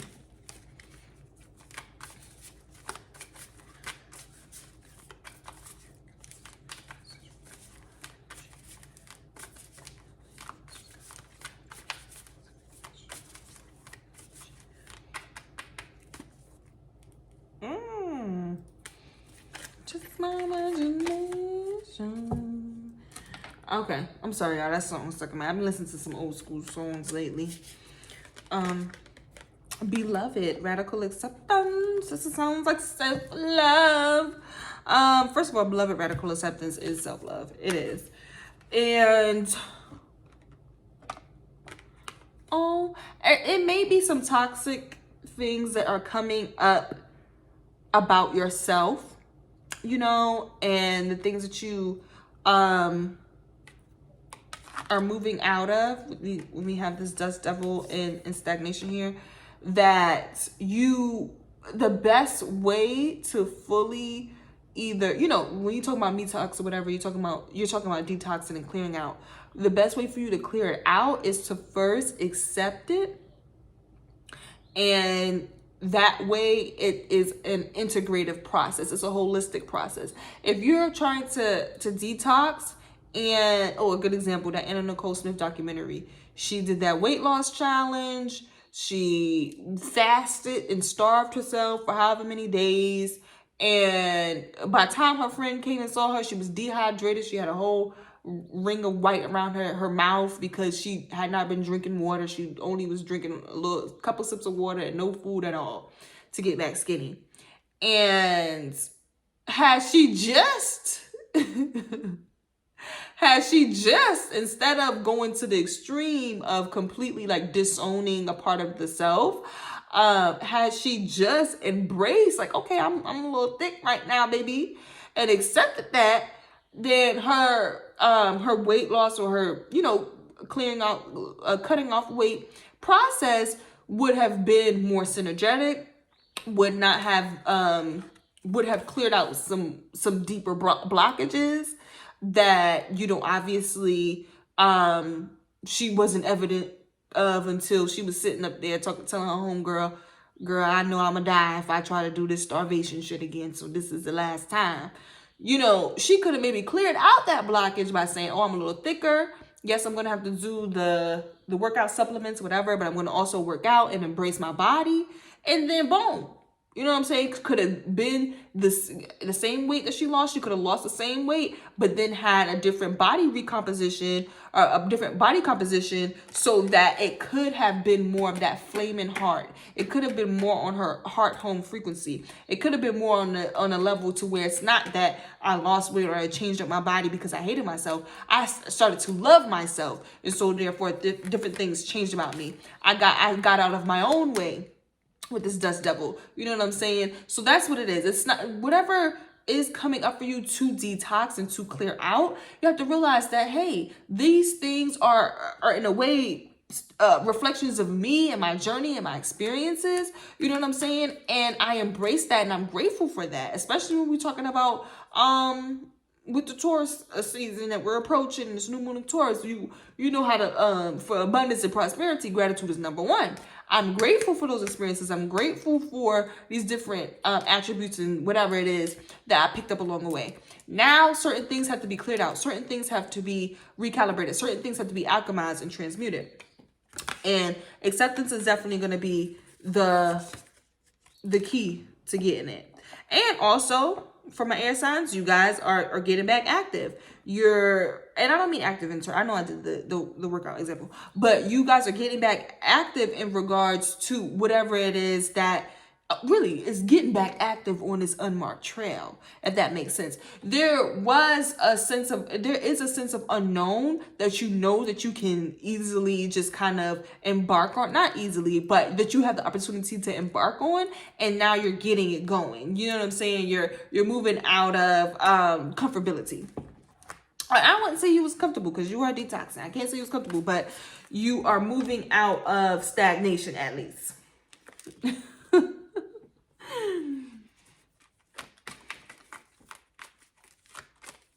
Okay, let's get some clarity about the overall energy. It's important to know about the overall energy.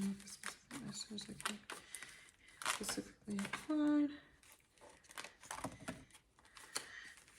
Like this specifically my first clarity the overall energy. Oh wait, this is enough cards. I mean, I need nothing else. Okay, baby. Then we got the world in reverse. Ooh, 7 of Swords. It is some, and the Ace of Swords. Okay, baby. Okay, this is a lot for the overall. Okay. This King of Wands energy is interesting. For some reason, I feel like this is a part of, because you know Wands is fire, and then that beloved card that is a flaming heart. I feel like this King of Wands is self-confidence. That's what it is. It's self-confidence. This is self-confidence. This me talks that you guys are going on, this, you know, self-acceptance that you guys are doing is really upping your self-confidence. And you know how Taurus is, I believe it rules like self-esteem and things like that. Self-value, self-worth. This is boosting your self-worth and your sense of value of self. By going through this process, you're going to be a lot more confident. You're going to be a lot more attractive as well. And a lot more, how do you say? I don't want to say powerful. I need something else. It's like bossed up. You know what I'm saying? This is going to allow you to boss up. So I love that. With the 9 of Swords in reverse, baby, that's it. It's over with for all this overthinking and everything else. 9 of Swords is definitely, it's similar to 8 of Cups, because it can feel like a depression, but 9 of Swords is more so like anxiety,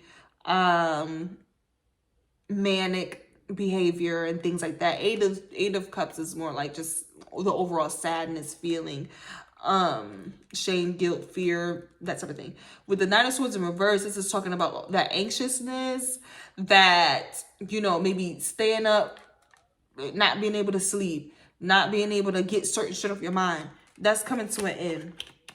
That's clearing out. That's a part of the detox.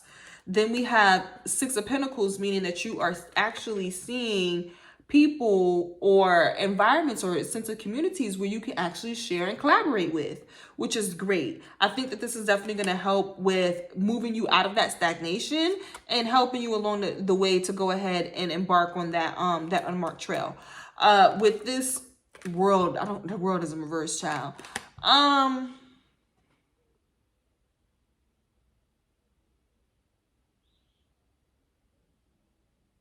What is this in relation to? I feel like this world in reverse is actually related to this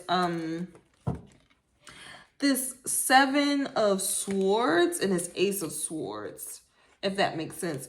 With Seven of Swords, this just speaks about falsehood, period, point blank. That's the best way to do it. And then we have the Ace of Swords. That's clarity and truth, baby. With this world in reverse,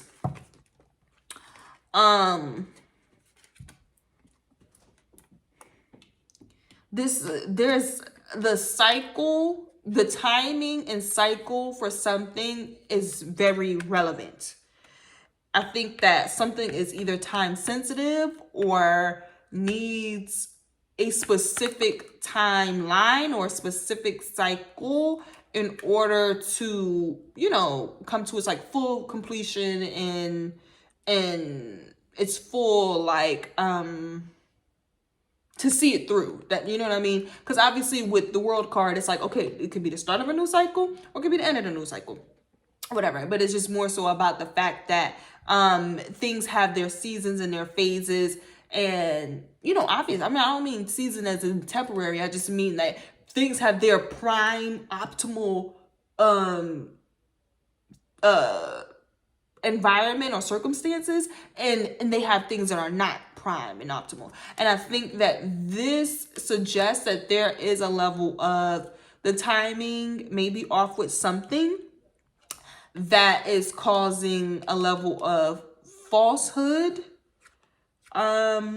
maybe in terms of what you're detoxing or, you know, coming to a level of realization about, so that there could be a level of truth here. This is going to allow you to have better expectations, to really kind of, you know, with the World card in reverse, this is a major arcana, so I'm not really sure if your free will could really change it, but it's more so like it's really about the expectations. I don't know if free will has much to do with it. It's about, okay, I know when to expect. It's basically like when you know how when you first get a job and you be like, okay, so what pay cycle I'm about to be on? Once they tell you certain jobs you 3 weeks out, okay, I may as well not even start the plan. That all I gotta do is just organize and figure out my bills for the whatever, because I ain't getting this to no three weeks. It's gonna be a good check, but it's gonna be 3 weeks. You know, so that's what it is. That type of energy is happening, and it's basically a sign that is attributing to certain falsehoods or whatever that you're going to be with this new moon getting clarity and truth about. So,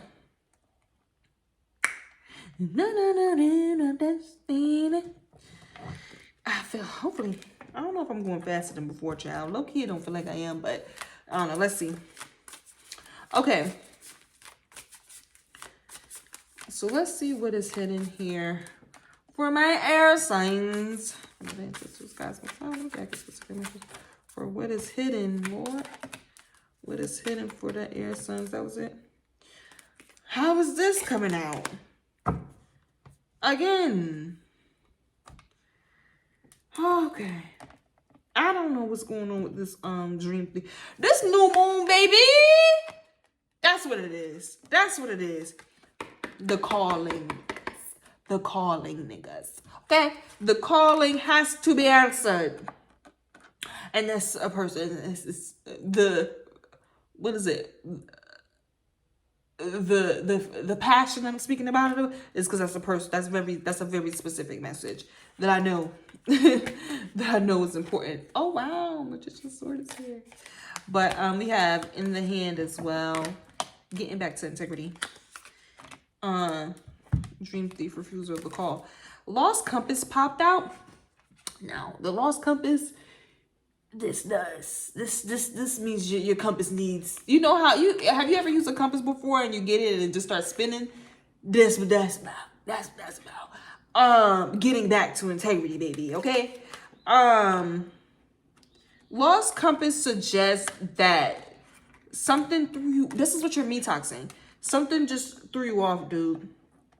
Something just made you be a version of yourself that's not the most authentic, and that was probably done to,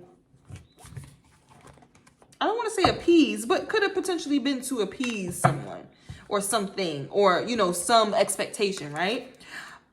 Which is why the world in reverse is saying it's time to be clear about the phase and the timing and the cycle that we in, so we can have realistic expectations rather than ones that keep us, you know, not in the integrity and things like that, or truth, basically, because integrity has a lot to do with truth and authenticity, right? So then we get the mirroring effect here again with the 13 and the 31. Dream Thief, universe is your partner. I'm not gonna say, let's get some clarity around that before I decide which interpretation I want to go with, because for some reason that's reminding me of the partnership mirroring. It is, but I want to get some clarity around that before we solidify. Okay.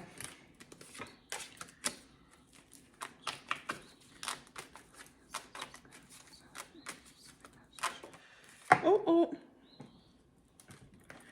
Clarify. We got the King of Cups and the Magician in reverse. Okay. Is that, oh Lord. I don't like this.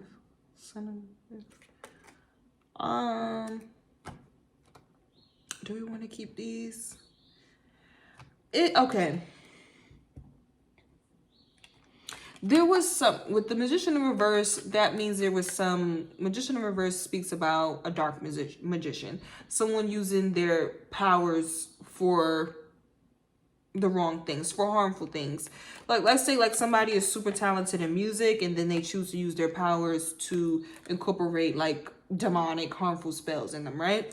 Okay, let's do something more realistic. Let's say, I don't fucking know, somebody's good at basketball and they use it to hustle money, you know, at the basketball, at the gym or whatever, instead of, you know, focusing on trying to make their high school team, that type of shit, right? So it means that this is inverted spiritual energy, inverted spiritual power being used 9 times out of 10 for self-gratification, for, I don't want to say manipulation, but it is about to cater to the self-interest, right? And then we have the King of Cups, which does suggest that there is like an emotional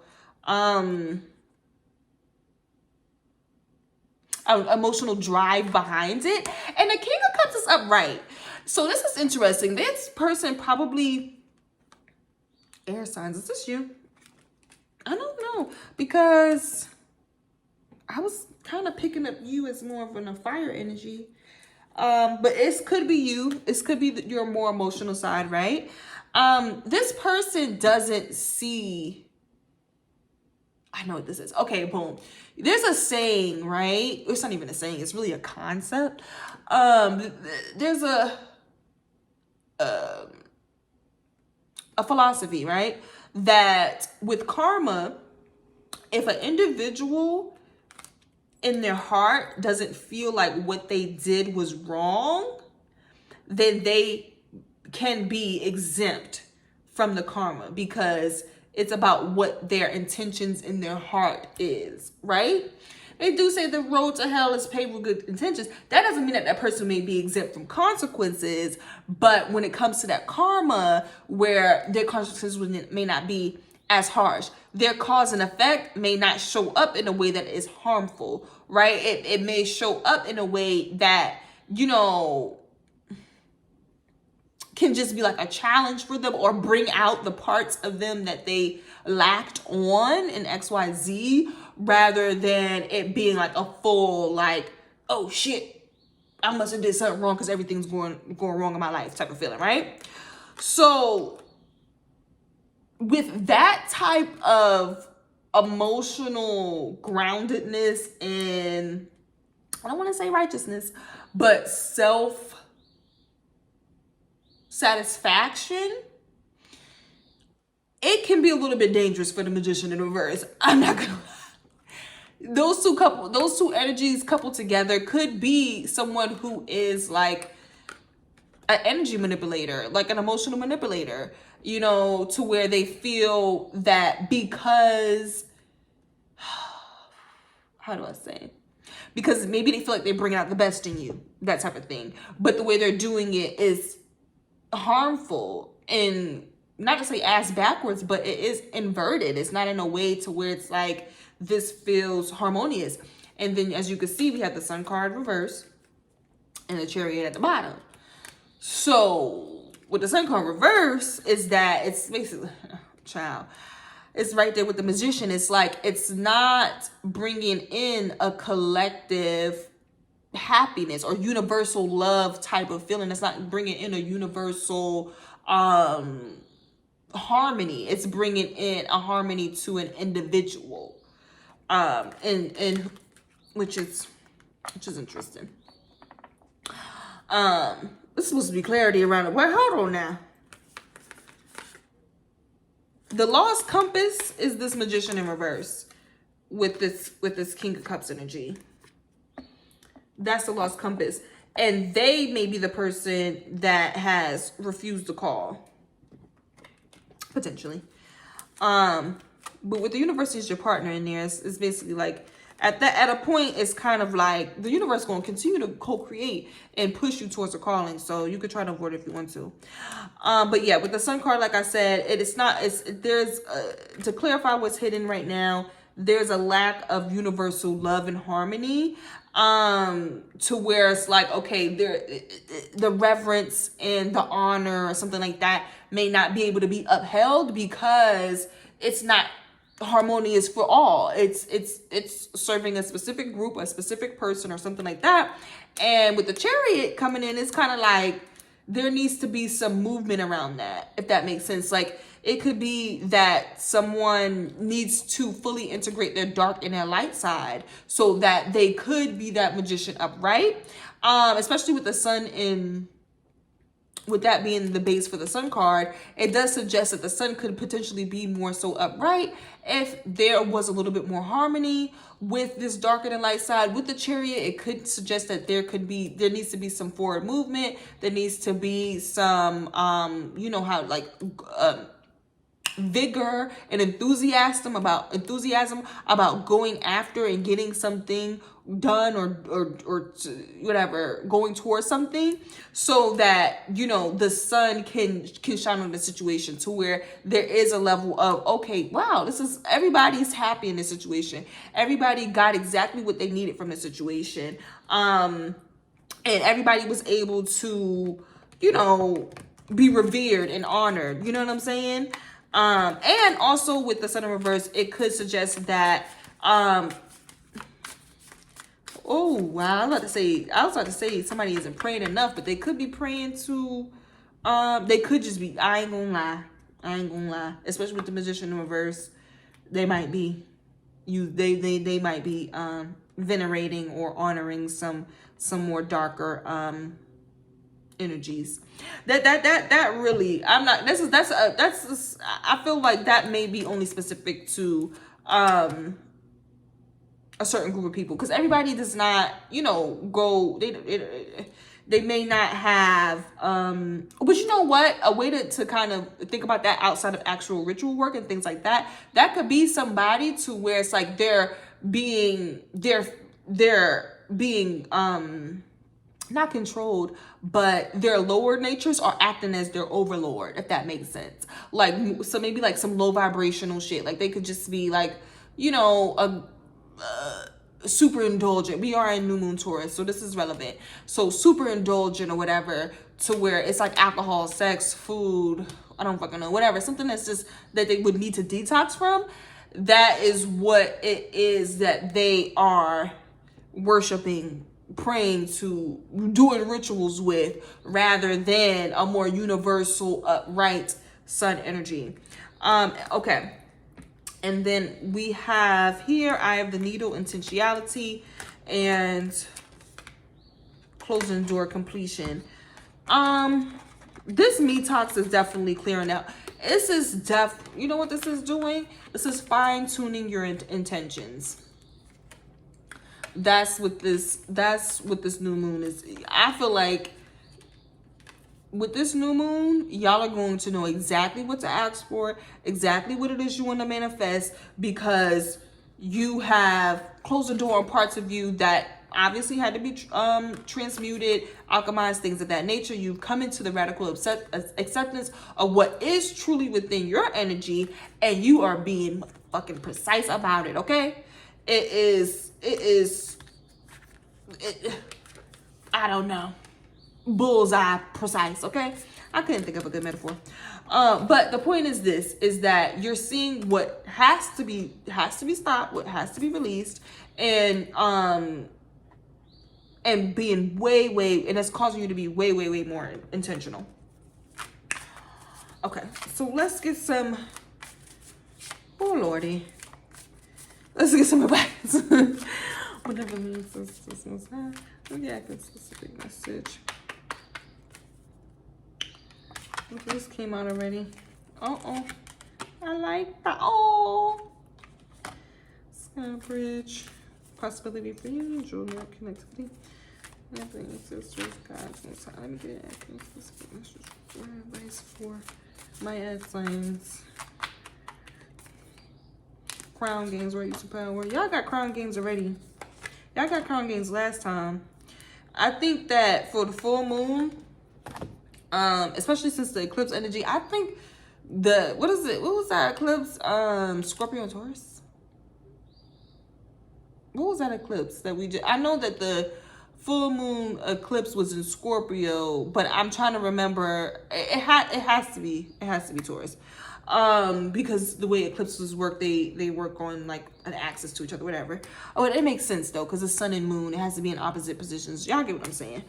If you are into astrology, you get what I'm saying. Axis is like Scorpio, Tauruses are axis signs, Pisces and Virgo, axis signs, Aries, Libra, boom, Cancer, Capricorn, boom. Y'all know what it is. So the point I was making is that the eclipse energy might still be relevant is all I can say. The reason why I say it might still be relevant is because you guys got crown games again, but that was also in the overall energy. So maybe air signs, you had a taste, or you were already in preparation is what's happening. And so now you have the gathering round of community, because you've gone through the process of being like, okay, the advice here is that you have been exposed already, probably more so during the eclipse full moon, to where people are doing too much with trying to align themselves with you, or whatever, be a part of your next level of status, wealth, recognition, respect, whatever. Because you did that work, that now, and gathering community is 26 and crown games is 8, so 2, 6, 8. Wow, I'm feeling these. Okay, so you may have been exposed to it, so you know what the end result is, and now you're putting the pieces together. You're putting the 2 and the 6 together. You're putting the pieces together for your community. So that's definitely, especially when we have this Eye of the Needle intentionality, which is 17. We got the 8. Yes. That's what that's about. You're being very, very intentional about your tribe, your community, you know, your your people. And additional advice, we have Sky Bridge, possibility for union, cosmic womb, the divine feminine, and jeweled web connectivity. So these are very feminine receptive cards, guys, which is really good for a Taurus new moon. Therefore, you could be more in your Venusian energy rather than, you know, trying to be too active. I feel like for you guys, while earth signs, they are in a similar phase where they're, you know, more so clearing things out, getting things organized. You guys are, but your clearing out is bringing things together and calling things to action, if that makes sense. So with the cosmic womb, divine feminine, there is a heightened magnetism and a heightened fertile energy about you, if that makes sense, to where you can it's fertile land. You come up with an idea and you have the resources, you have the support, the community, the status, all of that to put it together. So that's really good. And so really the advice is to lean into that. Lean into this cosmic womb energy that you possess. And then we have here Sky Bridge, possibility for union, jeweled web connectivity. I feel like while you are detoxing, once you get through that process, you may be already embarking on your journey while you're taking your detox, maybe taking a sabbatical, things like that, that it's causing people to be drawn to you. It's causing things to come together. It's causing final decisions to be made. It's causing contracts to be signed, completed, submitted. It's causing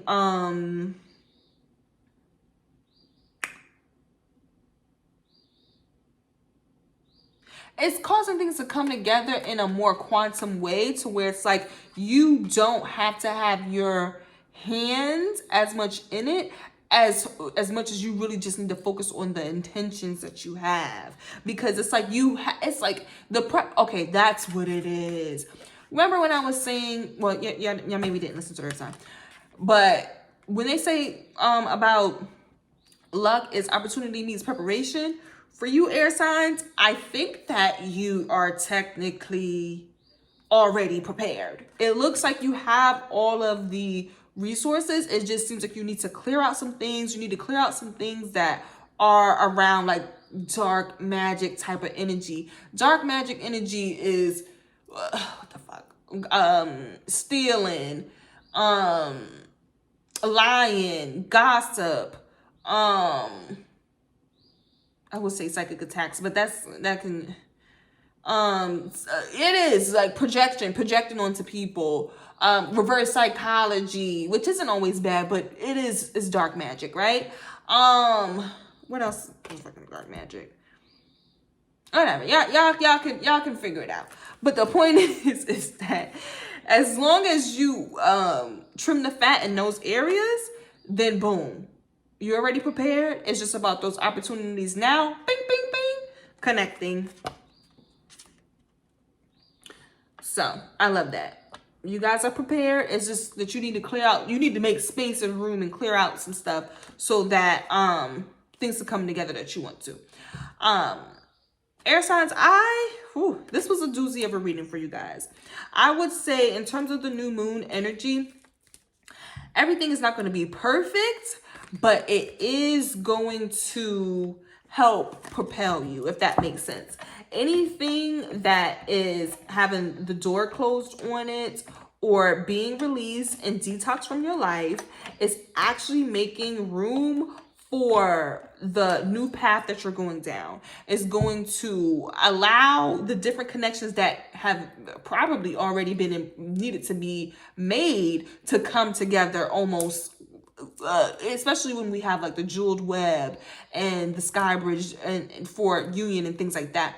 It's going to come together quantumly to where it's happening in regards to, you know, outside of just, you know, the earthly realm. It's happening spiritually, and then it's happening in the physical. So I do love that. I will say that there is some dark magician energy happening and in present within the reading, and that by using chariot energy and using the ability to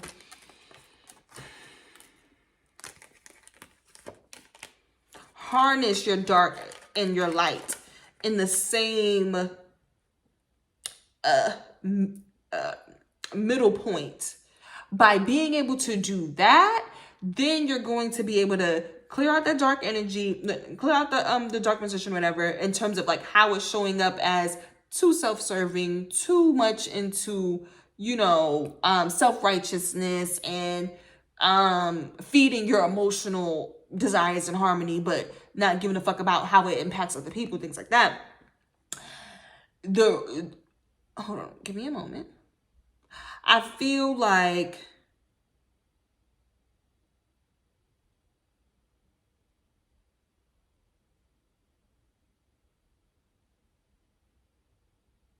that's the point I was making. I already lose it.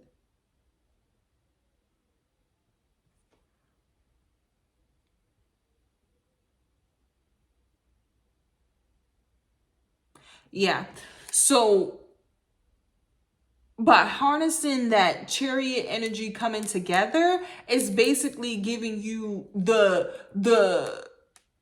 carrier, what is it? It is a carrier. It's like the ride. It's giving you the ride down the unmarked trail, if that makes sense. It's giving you the transportation to say, okay, listen, I know what my dark and my light looks like. You know, I'm having my moment of radical self-acceptance. I'm clearing out the things that needed to go and that wasn't serving me, and that, you know, I has to be transmuted in XYZ. Because I did that, now I am in a space to where I'm not honoring and worshiping, you know, lower vibrational energies, and I don't want to say lower vibrational as if low vibrational plate. I just mean things that are serving your more carnal, your more demiurge side. That's literally what it is. Demiurge isn't inherently bad. Demiurge is what it is. It's a primordial energy, and to where you don't have to just be focusing and praising just that one aspect. You'll be able to have a more balanced and holistic way that you go about it, so that therefore when these different connections come in and everything like that, which you are already prepared for, you already have the resources around, you have the status, you have the respect, you have the skill set, you have the image for it, things of that nature. All good. When those opportunities start to open up, you don't have the baggage and you don't have the shadow side of, you know, dark magic, whatever, and shit like that kind of, you know, popping its ugly head into your new path and your new unmarked trail. So hopefully that was helpful for you, air signs. That is a bit of a that was a bit of a reading. I ain't gonna hold you. That was a little intense. But I do think that things are going to, especially with the Ace of Swords and things like that we have pulled out, that things are going to be able to come to a head. The truth is going to be out, and it's going, like, that clarity is going to do a lot for the situation in regards to the actual cycle that you're in. It's going to help you tremendously. It's basically like when you test the soil. That's exactly what that is. You're going to be able to test the soil and really realize, okay, what can grow here and what can't in regards to each season. Okay. Grace, that may be relevant. We'll see if it comes back out. We have Benefactor and Well Song. But okay, let's get into the next energy. What comes up there? Water?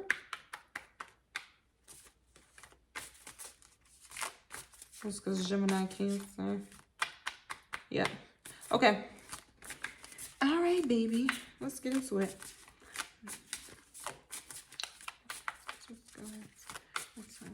Specific message for our water signs.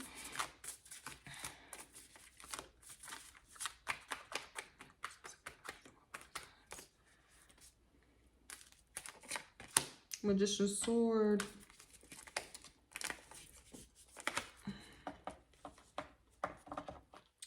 Untidy house.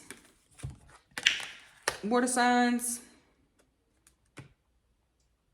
It's time to get clear about your magic.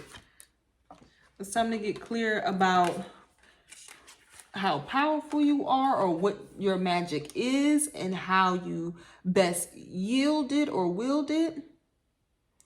And some of you is definitely how powerful you are.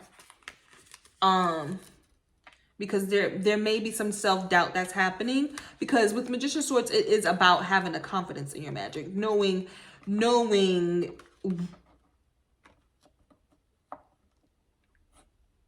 what it is that you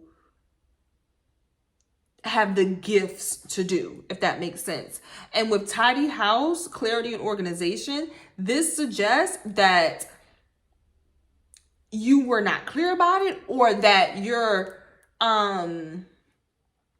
magic may have been chaotic, disorganized, not put into a streamlined and productive space, if that makes sense. It may have just been, you may have dissipated it by kind of like, you know, entertaining this and doing this or whatever. Like, you know how it is when you have multiple projects happening at once, and like you keep getting like something a little bit done for this project, a little bit done for that project, a little bit done for that project, but it hasn't completely finished and it hasn't all come together cohesively. That is definitely what needs to happen, because what needs to happen is it needs to get organized and come together. The reason why is because with the magic, with the Magician's Sword, you don't want it to be like that Magician in reverse. You don't want it to be to where it's like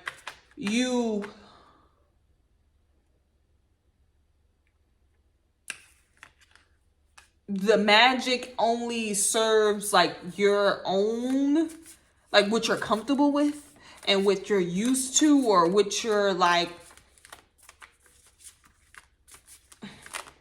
because with clarity and organization, it's like you don't want your magic to just show up in a way that suggests that you don't really have your shit together, or that you haven't really been intentional or thought things through about how to make something comprehensive. You know what I mean?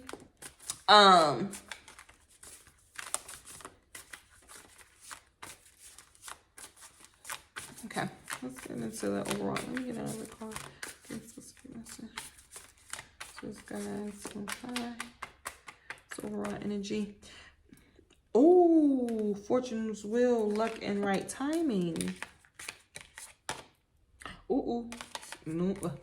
Hold on now. Why is the new beginners coming out of it? I ain't know about that now. Okay. The past energies is definitely needs to be cleared out. Because I think that you guys might have gotten so used to not doing things last minute. Fellow water sign here. It's very much so possible that could be the case. But you guys may have been used to doing things in such a disorganized fashion that you haven't even thought about or conceptualized what doing it differently truly looks like. This is definitely something that's relevant, because it's something I spoke about earlier this week as well with one of my friends. But some of us, the last time that we even had some of the magic that we're tapped into now activated for us, we were in a completely different space. You know what I'm saying? It was a total different time. You know what I'm saying? And so now that the time is here to where things are much more aligned, much more fortunate and in your favor, that it would behoove you to go ahead. I don't know what's up with me and boohoo today. I don't know. But it would behoove you to begin to reimagine what something completely new looks like now. Because you may have had your, obviously with the Magician's Sword, you know what your magic is. Your magic was activated at some point. Yes, you want to fine tune it, get it organized, get it streamlined so it can be working at an optimal productive level, right? And you want to get that clarity. You want to be at peace with the process and in tranquility. However, you have to be willing to do it with a new beginning. You know what I'm saying? You have to be willing to do it differently than the way that you normally have been used to having your magic. I mean, as a water sign, you guys are probably chaotic, disorganized, sometimes totally coming from the subconscious, but then still somehow you have God's favor. But that's because as a water sign, you work with the waters, you work with the psyche, you work with emotions, you work with the psyche, meaning the psychic abilities, intuition. Baby, that's a gift. That's what you was born with. So you do have things that are going to, innately work out for you, right? Things that you were born with, things that you picked up from, just from your DNA, right? However, when it comes to what we are here to do when we're alchemizing and having this life experiences is to add newness to that process. You know what I'm saying? When you're doing this clarity and this reorganization and things like that, you may have some things that you want to fine tune. You may have some things that, you may have an ancestral gift that you could take to another level for your bloodline if you are willing to do it differently. Meaning that you have to be willing for the new beginning. You cannot keep going back to the past old ways. I'm only harping on this for this new moon because obviously a new moon, y'all are good. Especially with it being in the overall energy. This is not what's coming up as hidden. This is in your overall. I feel like with this is just suggesting that with it coming out reversed or whatever, we could read it up right, however, you know what I'm saying? It does suggest that there may have been resistance towards going towards the new. But with Fortune's Wheel here, luck and right timing, the time is, I would say is now, because it is a new moon. There is some clarity and organization that needs to happen. You do need to strengthen your confidence in the magic that you have. Organize the way that you will yield that magic so that it can be at its optimal level and bring you the most fortune and goodwill that you're looking for and things of that nature. But basically, the time for something new is going to be, I'm about to say, is here, and it's going to bring you fortune if you focus on starting that new. I'm not saying that, obviously, with it being a new moon cycle, it may be the first steps for that. And then the full fortune may start to reveal itself closer to the next moon cycle or closer to, maybe deeper in the summer or something like that, depending on how big it is in regards to what it is that, is coming to fruition with you with this Fortune's Wheel. But at the end of the day, if you make sure that you prioritize fully doing things differently, you're gonna see some results. You're gonna see some fortunate results. So I do indeed love that for you, water signs. You guys are definitely going to be way more tapped into your magic. You may have already realized that some of your gifts are upgrading, doing their thing, whatever. And now it's time to okay, now how do I organize this new talent or whatever it is that I want to incorporate? Let's get some clarity for the overall energy from our water signs.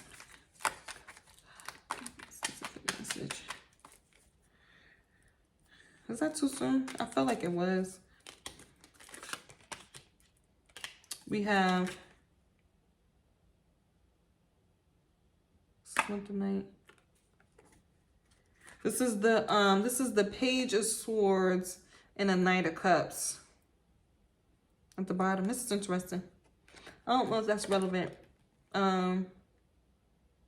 Let's keep going. Knight of Swords reverse. Or Page of Swords reverse. It's like a love offer. Well, I'm not saying emotional offer that may have there may have been some immaturity, or it's like you tried to be involved with it or do it or whatever, but it was like maybe immaturity or just lack of, I don't want to say communication, but it's more like a mental, like it's like the mindset wasn't there around something emotional. How about an emotional gesture or initiative or whatever? Okay, let's get some let's get some clarity about the overall energy.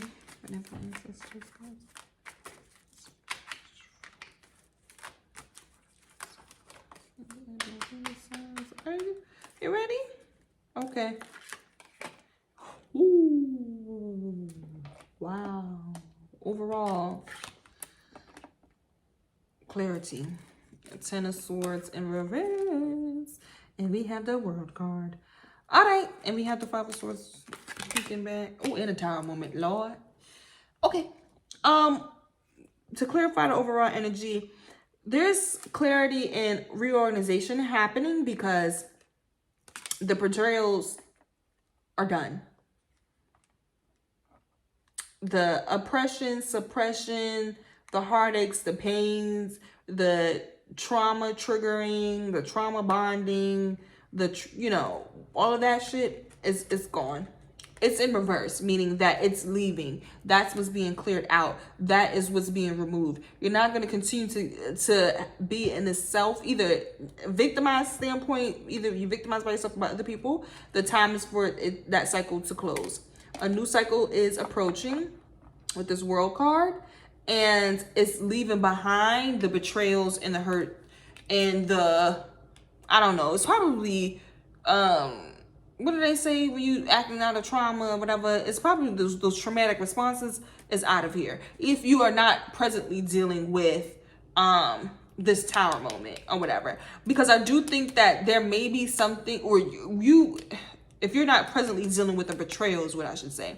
Because the Tower moment could trigger you to see how you react out of past hurt and past pain that needs to be released, right?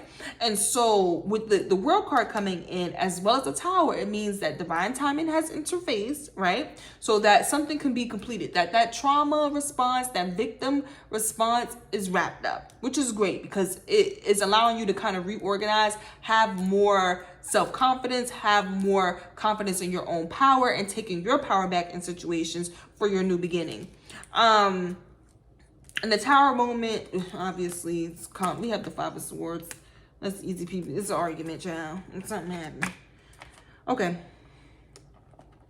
So we got the clarity for overall energy. So this makes sense. It definitely was something that was harmful or painful that was done that is causing this clarity and organization, so that the cycle, so a new cycle can begin. And I love the fact that the Ten of Swords is in reverse, because that does further reinforce that Magician's sword of saying that you are powerful and that you are not a victim and that you are not your pain and you are not your hurt. Come on now. Okay. Oh, wow. Hold on. So what's hidden? We have covenant, sacred contract, unmarked trail, revelation. Oh, I gotta move it. And the farther gate, a bold step forward. Baby. So I think there may be some contracts that are wrapping up right now, or they're being revised, but it is definitely a change happening in the contracts. It's not to where, this is not just a realization. What's hidden is not that there is a contract. That's very clear. What's hidden is about with this contract, there needs to be an unmarked trail that happens, a new, basically because of a revelation, a spiritual download, a psychic intuitive hit or whatever, that there needs to be a bold step forward into change. And it's in regarding to this contract. Oh, we got joyful muse. Wow, what the fuck? Oh, repairing the veil, forgiveness. Okay. That is that 10 of Swords reversed. Oh, and the watch. I knew the watches was not going to be far away, child. It's at the root of the situation, though. It's not as relevant. Ooh, vanishing mirror. Ego sublimation. Okay, yeah, see, because, you know, this is why you got to pull a couple more cards sometimes, because the truth be in the depths. With the cards that want to come out, want to keep it cute sometimes. Okay, so what is hidden? Right. So we have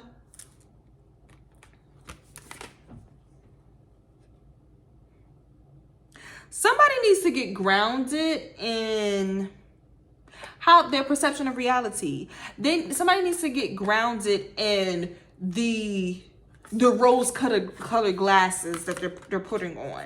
Repairing the veil speaks about the fact that you have a revelation, you have this tower moment, you have this realization, this clarity, correct? And so you have it. Now, when you choose to say, okay, I'm not going to stay in the doom and gloom of reality. I'm going to, you know, have my spiritual protective layer on so I can see clearly without, you know, being too open to whatever the fuck niggas want to psychically show, as you see that we had the watches on here, right? So okay, so without, it's talking about forgiveness in this, because there's hurt, there's pain. What you saw, what you realized, what you may have activated within your DNA may have caused you pain. It may have hurt you. It may have made you feel like, now hold the fuck on now. I didn't think that I was looking at an illusion. You know what I'm saying? I did not know that. But there is a level of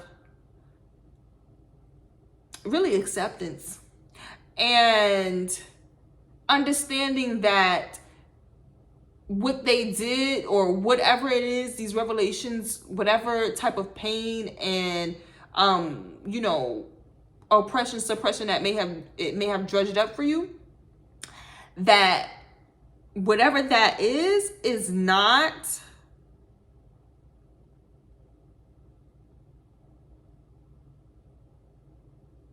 the lens that you have to look at life within. You know what I'm saying? You can have a layer of, you know, to where you can feel like you're in your own little world and you observing the things that are most important to you. You're paying attention to the joyful muses and the inspiration. You're paying attention to that part of the world, right? But you want to do that in a way that is not with rose-colored glasses, to where you're not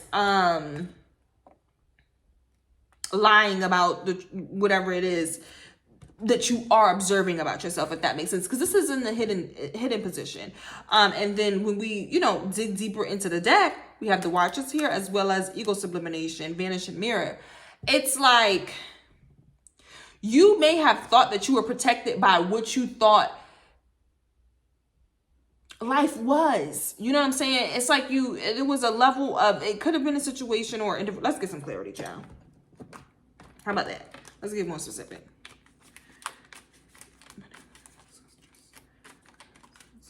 Get a specific message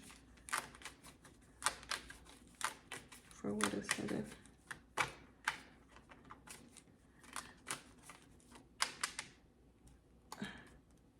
Are you ready for me? Maybe so. It's Hierophant, I believe so. I think it's the Hierophant.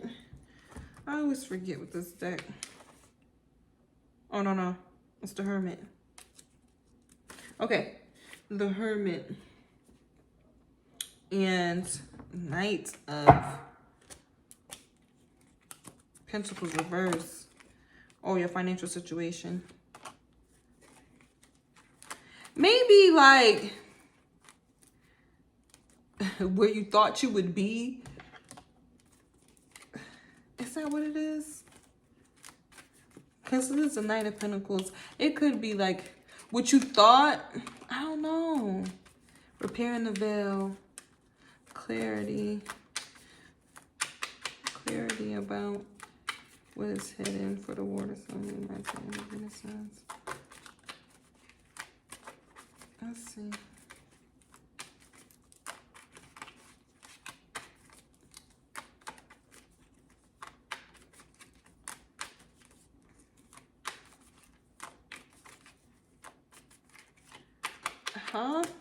Maybe you're trying to isolate yourself because you're not where you want to be financially. Oh, Pentacles again. Oh, 3 of Wands. Oh, no, it is financially related. Huh? Okay. There may need to be some... We have that King of Cups now. Ooh.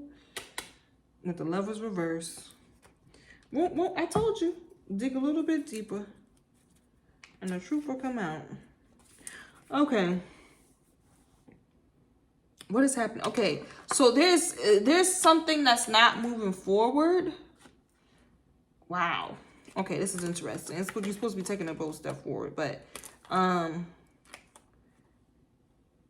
there was something that was supposed to be moving forward and coming together and that you were looking forward to that may be delayed or halted because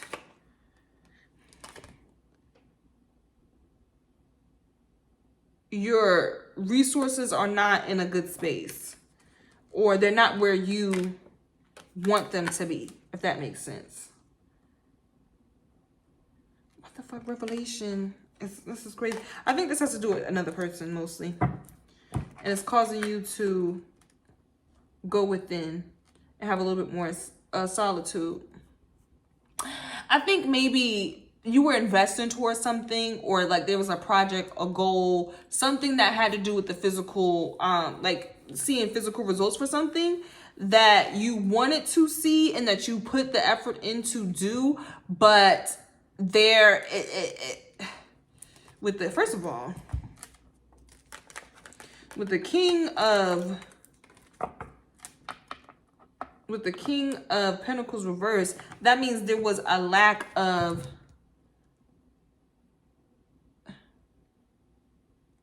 I want to say integrity, child. There was a lack of commitment. It was a lack of commitment. It was a lack of following through and showing the fuck up. That's what it was a lack of. That may be what you are forgiving. That's what you may need to forgive as you repairing the veil. The veil might have been snatched on you, water signs, to where it's like, hold on, hold the fuck on. Something is not all that it seems.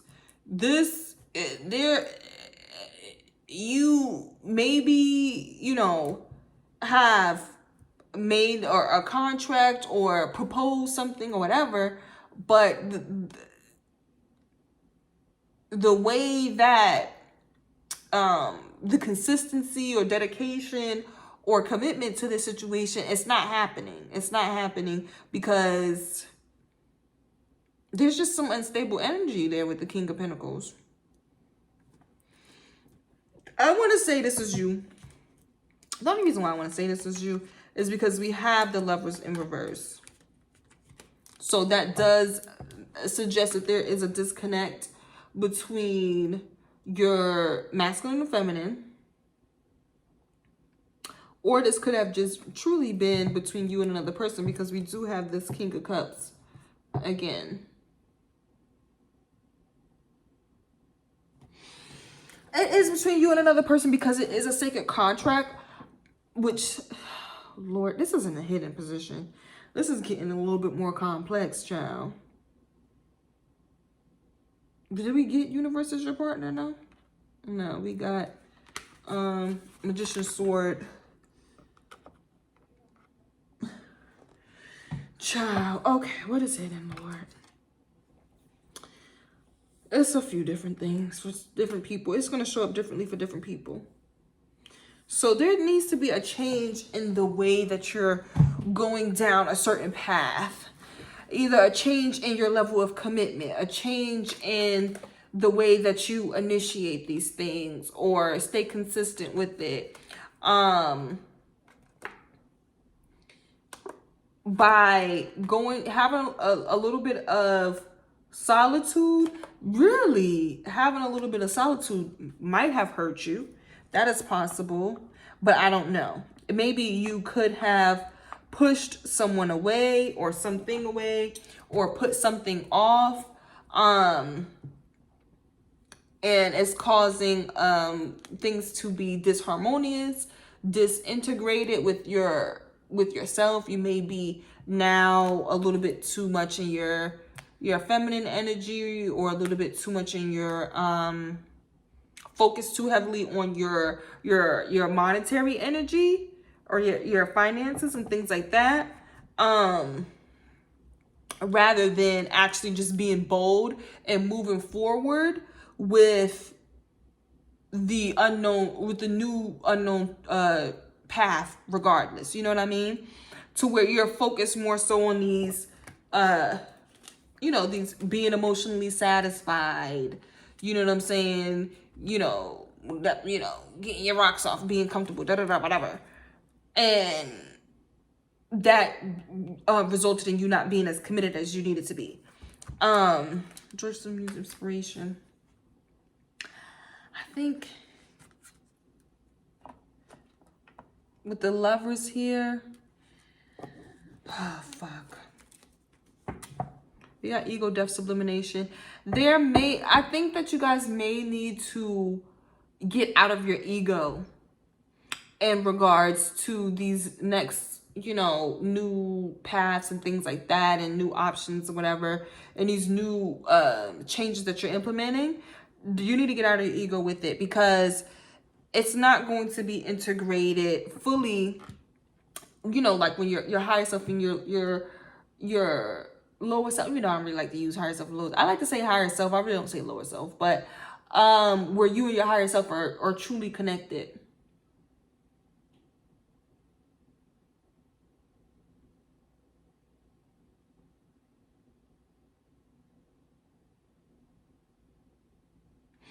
I do think that let's clarify this Lovers in reverse.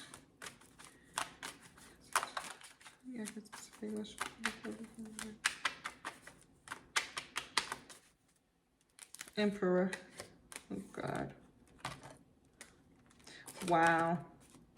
Jesus Christ. What's happened? Then we have the 10 of Wands. At the bottom of that, you see how these two are technically mirrors of each other. You see? So it's definitely your masculine energy.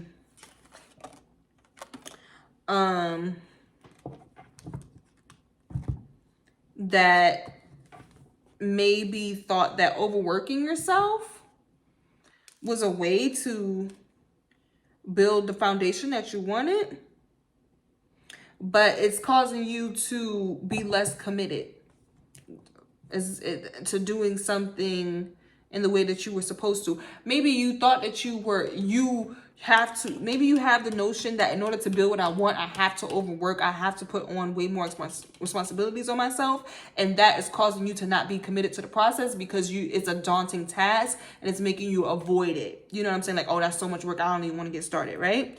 It could also be to where what's happening with the masculine and the Lovers? This is really interesting, because I do think this is a relationship to an extent. But it's like, this is an interesting. Let me get some of it. Some specific message in regards to those that have these sacred contracts with other people. Let me get some clarity. Especially for this Emperor Lover. Moon. Illusions. Okay. There was some distorted emotional energy happening. To where it was like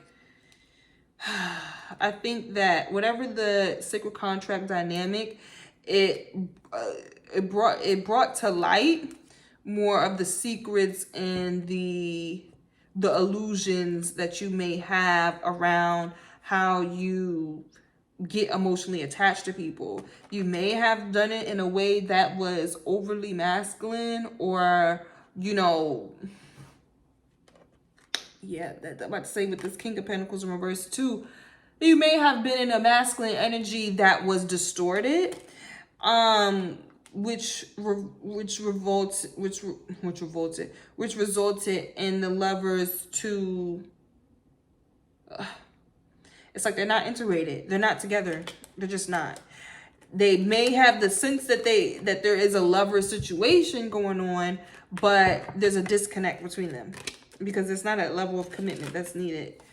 And it may be missing out on the joyful muse part. It may be missing out on the inspiration to where it's the actual good times of a situation.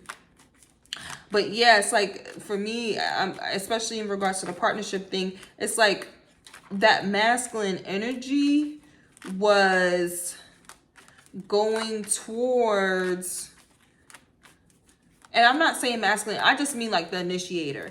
That can be the woman in a situation to where, like, okay, let's say you're a man and you're dating a woman with a really high sex drive, and she's initiating sex, and with that 8 of Cups, and what else was that? The 4 of Wands, I think. Yeah, 8 of Cups, 4 of Wands. Fuck.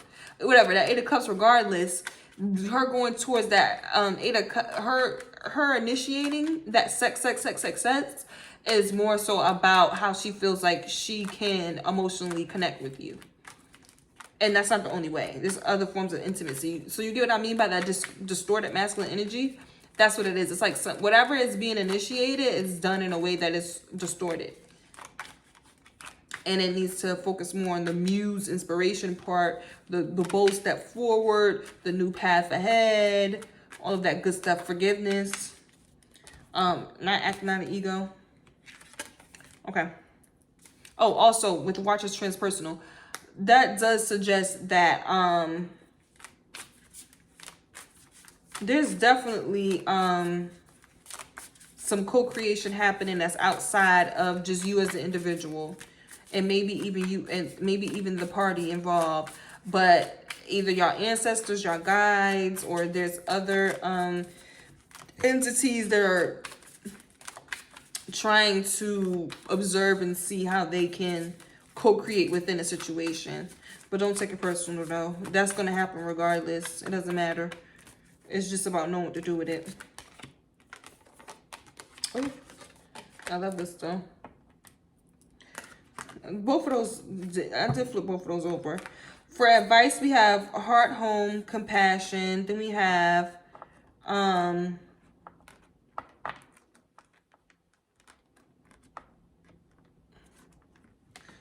Lordy. Then we have mini mask, the authentic self at the bottom. I think that right now, guys, you're using your ego, or you're using, I don't know. If you could also be using finances, which is why it's hidden that your finances are not in the position that you truly want them to be, or that your sense of responsibility or whatever is not truly in the position that you want it to be. But I think that with mini mask and heart home, for the advice for my water signs, definitely, oh, Jesus Christ, I feel like, based off of what I'm picking up, that coming from the heart, as you're clearing and organizing things and focusing on that new beginnings and the fortune's will, which is all these fortunate things that are coming to pass for you, if you're vibrating from your heart frequency, things are going to be a lot better, and you will be able to be more tapped into your authentic self and start to leverage all of those different aspects that you may have your magic going towards into a streamlined process, right? We do have spiritual narcolepsy flipped over, fallen angel. That does suggest that this masculine focus on, I don't know, maybe like having things together a certain way financially, or really just like a distorted masculine energy to where you may be leading with your resources. You may be leading with, I don't know, oh, I have all this going on, I have these accomplishments, blah, blah, blah, blah. That needs to go. That's ego. That needs to go. That's not who you are at the core, and it's not relevant to everything that you're doing. There needs to be a deeper level of commitment to being inspired to use your magic and your gifts at its highest degree, and getting clear and organized about that. That's what's going to help you. And it's not going to be showboating or anything like that. Skywriting under that, the fates. So yeah, girl and guys, it's not a joke on that. All right. Specific message. Universes are this one. I think these two keep coming out together. The universe is your partner and dream thief. I was looking to see if the universe is your partner came out. You do need to, if you do see a mirror relationship, you do need to trust the universe in a situation. And if you do truly feel called in your heart to go towards that relationship, the universe is going to show you. I think it's someone's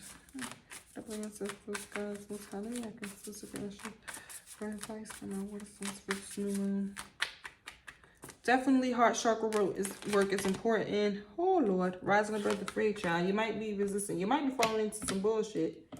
I'm sorry. I'm not supposed to be saying that. I'm so sorry. I'm not supposed to be saying. You see, I'm getting too comfortable, child. But it's an oracle card. You can definitely read it up right. Eyes of the eagle, rising above the fray, and well song resonating. At this time, water signs, it's about focusing on what is truly resonating with your heart, guys, and what's truly resonating with your harmony, your you feeling protected and things of that nature. It's going to be really important. Eyes above the fray does suggest that there may be some conflict. There may be some things that are like, you know, something that would trigger you to address it or whatever, or give energy to it and things like that. By you guys focusing on what is actually within your heart and what is truly resonating for you at the highest degree, then you're not going to get caught in the crossfires of a lot of things, especially when you have all that clarity and organization that needs to happen. And that probably, the rising above the fray is probably the fray within you. That definitely could be in regards to like your ego, you're masking with your ego, masking with your material possessions, things like that. This is cute. Oh, okay. So the clarity for the advice is essentially focus on one thing and be happy, child. Make the investment. When you do your clarity organization, make your investment into what it is that you want to clarify and organize, and focus on it. Have that be a pinnacle focus for you, so that you're not all over the place, because there are a lot of energies happening for the water signs, and that is going to bring you more happiness, if that makes sense. You're going to be a lot more emotionally satisfied, and then you won't have to use, you know, distorted masculine energy to pretend like you're happier than you are, or that you're more financially satisfied or whatever that is than you are. But overall, the reason why that's important is because the more authentic that you are with yourself, the better that it is for, you know, the wheel of fortune and the different things coming towards you, water signs, is going to be. You guys have the luck and the right timing on your side, meaning that you do have the ability to have a new beginning in a way that is, you know, fortunate and in your favor. It's just that you need to get organized and clarify what's happening in regards to your power, how you're using your power, if you're using it in a way to disguise you know, things that your ego wants to protect. If you're using your power in a way that is too chaotic and disorganized and not optimized for, you know, each step that you're honing in on in this process, you know, that's where the issues and things like that come. But overall, if you focus on the new beginnings, if you focus on the cycles, even with the world card that popped out, if you focus on the cycles that you're actually starting right now and not hold on to what is ending, and focus on the new, you'll definitely be in a good position. And that does not mean, especially because since we got sacred contracts, guys, I don't want you to think, especially when it comes to new versus old, that it has to be in regard to people. It can be in the way that you're moving. Okay? It can be in the way that you're moving. You could be moving in a way that's old and outdated and not true to you at this moment. That happens. Okay. All right. Fire signs, and then we out. I did a little bit better, guys. I think I shaved off like 30 minutes. I think for each element I take about 30 minutes. I may have to cut the collective energy short. Maybe not look at what's hidden. I may just look at the overall for the collective moving forward, just so that I can have a little bit more time. That'll help me probably be at 2 hours and 30 minutes. It could be, hey. It might be 2 hours because I believe the collective was like 30-40 minutes. Because if I cut that down to like only the overall, that would just be like what, 10? It could be close to 2 hours. Okay. Benevolent ancestors, guides, most high, can get a specific message for fire signs. Let me get an overall energy for the fire signs for this new moon. Energy. Get accurate specific message for my fire signs for the overall energy. Okay. Oh, you insisted on coming out. Okay. Couldn't overlook it, y'all. Oh Lord. How we got this? Okay. Fire, we have Watchers, Metox, Woodwives, Adaptability. Fire signs, what's about to happen? This is interesting. This is interesting energy for the overall.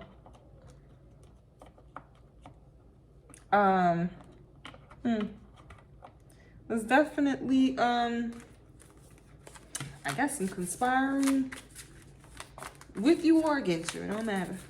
With or without you. Those are definitely outside energies, though. You're focused on detoxing and clearing your mind, body, and spirit, though. But it does suggest you may have to be more adaptable because you may have outside energy that is more influential in your outcome than you know. Which is why you need to be adaptable. That's my ancestors, guys, most high. I can specific message for the overall energy for my fire signs. I can specific message for them. Oh, lost them. Getting back to integrity. Universe is your partner. Okay, the universe is your partner. Lost compass, getting back to integrity. I feel like fire signs, you guys are definitely doing some relationship stuff. I know I don't want to be that person, but it does look like it. We'll get some clarity around this, but it does seem like, if not your circle, your overall, the people that you're interacting with, there might need to be some morality checks, ethics checks, or whatever. It could be just within you to maybe to where how you were showing up in partnerships and things like that.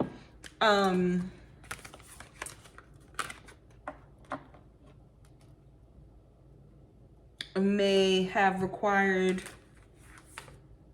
there to be like extra eyes on it. You know what I mean? Like maybe their ancestors or guides or something was like, hold on, let me check on. But it does seem likely that there is some relationship stuff. Let me get some clarity first. There is some relationship stuff going on to where like integrity is really important.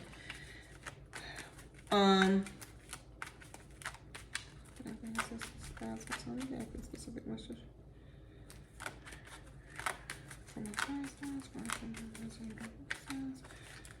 Clarify what is happening for overall energy for the fire signs.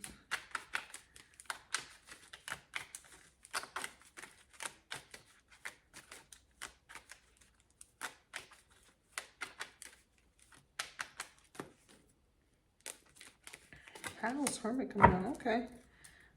Clarity? Is that Hermit mode? About some plans that were, I would say plans. The reason why I say plans is with the Three of Wands, it's more so like you're looking towards the future of, ow. I'm sorry, the nails slightly sharper than I'm used to, right?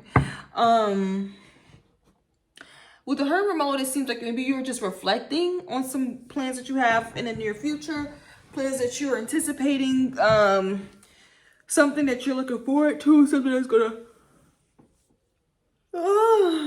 require you to, explore new horizons and stuff like that. And you're kind of taking some solitude to soak that in. Maybe for the new moon, you realize that it may be coming up soon, so you want to have your intentions right. I will say this. This is really clarified the overall energy. Let me see what else may be in here. King of Pentacles, Ace of Pentacles. Not King of Pentacles, but Knight of Pentacles and Ace of Pentacles. With the Watchers and everything else involved. The universe is your partner. And what else is over here? Lost Compass, getting back to integrity.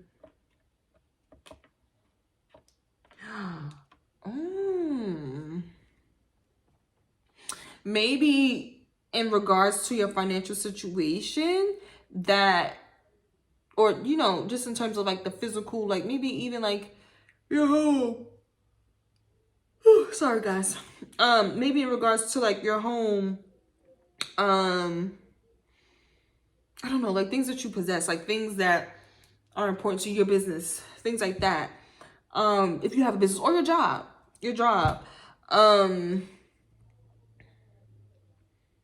if Lost in Space, not Lost in Space, but Lost Compass, there may have been some things to where you needed to be reminded of what was truly, I want to say, the objective, like what the true vision was, like the initial vision, the initial point of something.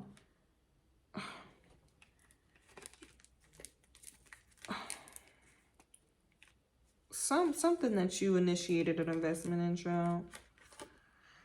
Or an investment, investment has already been started. You basically are working on it.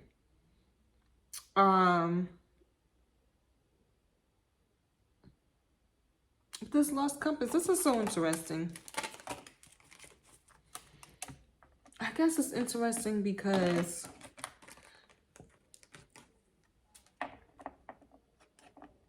the Watchers, it might be, I think this might be a business relationship. That might be what it is. That probably is the best way to, that makes sense. That's what it is. Because I'm like, this is interesting.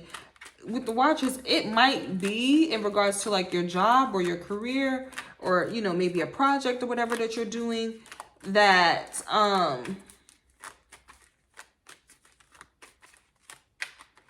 that you may have had to take some time to reflect and figure out how to go, which direction you want to go with it, how to go in the best direction that's going to give you the most flexibility, because you do need a level of a break.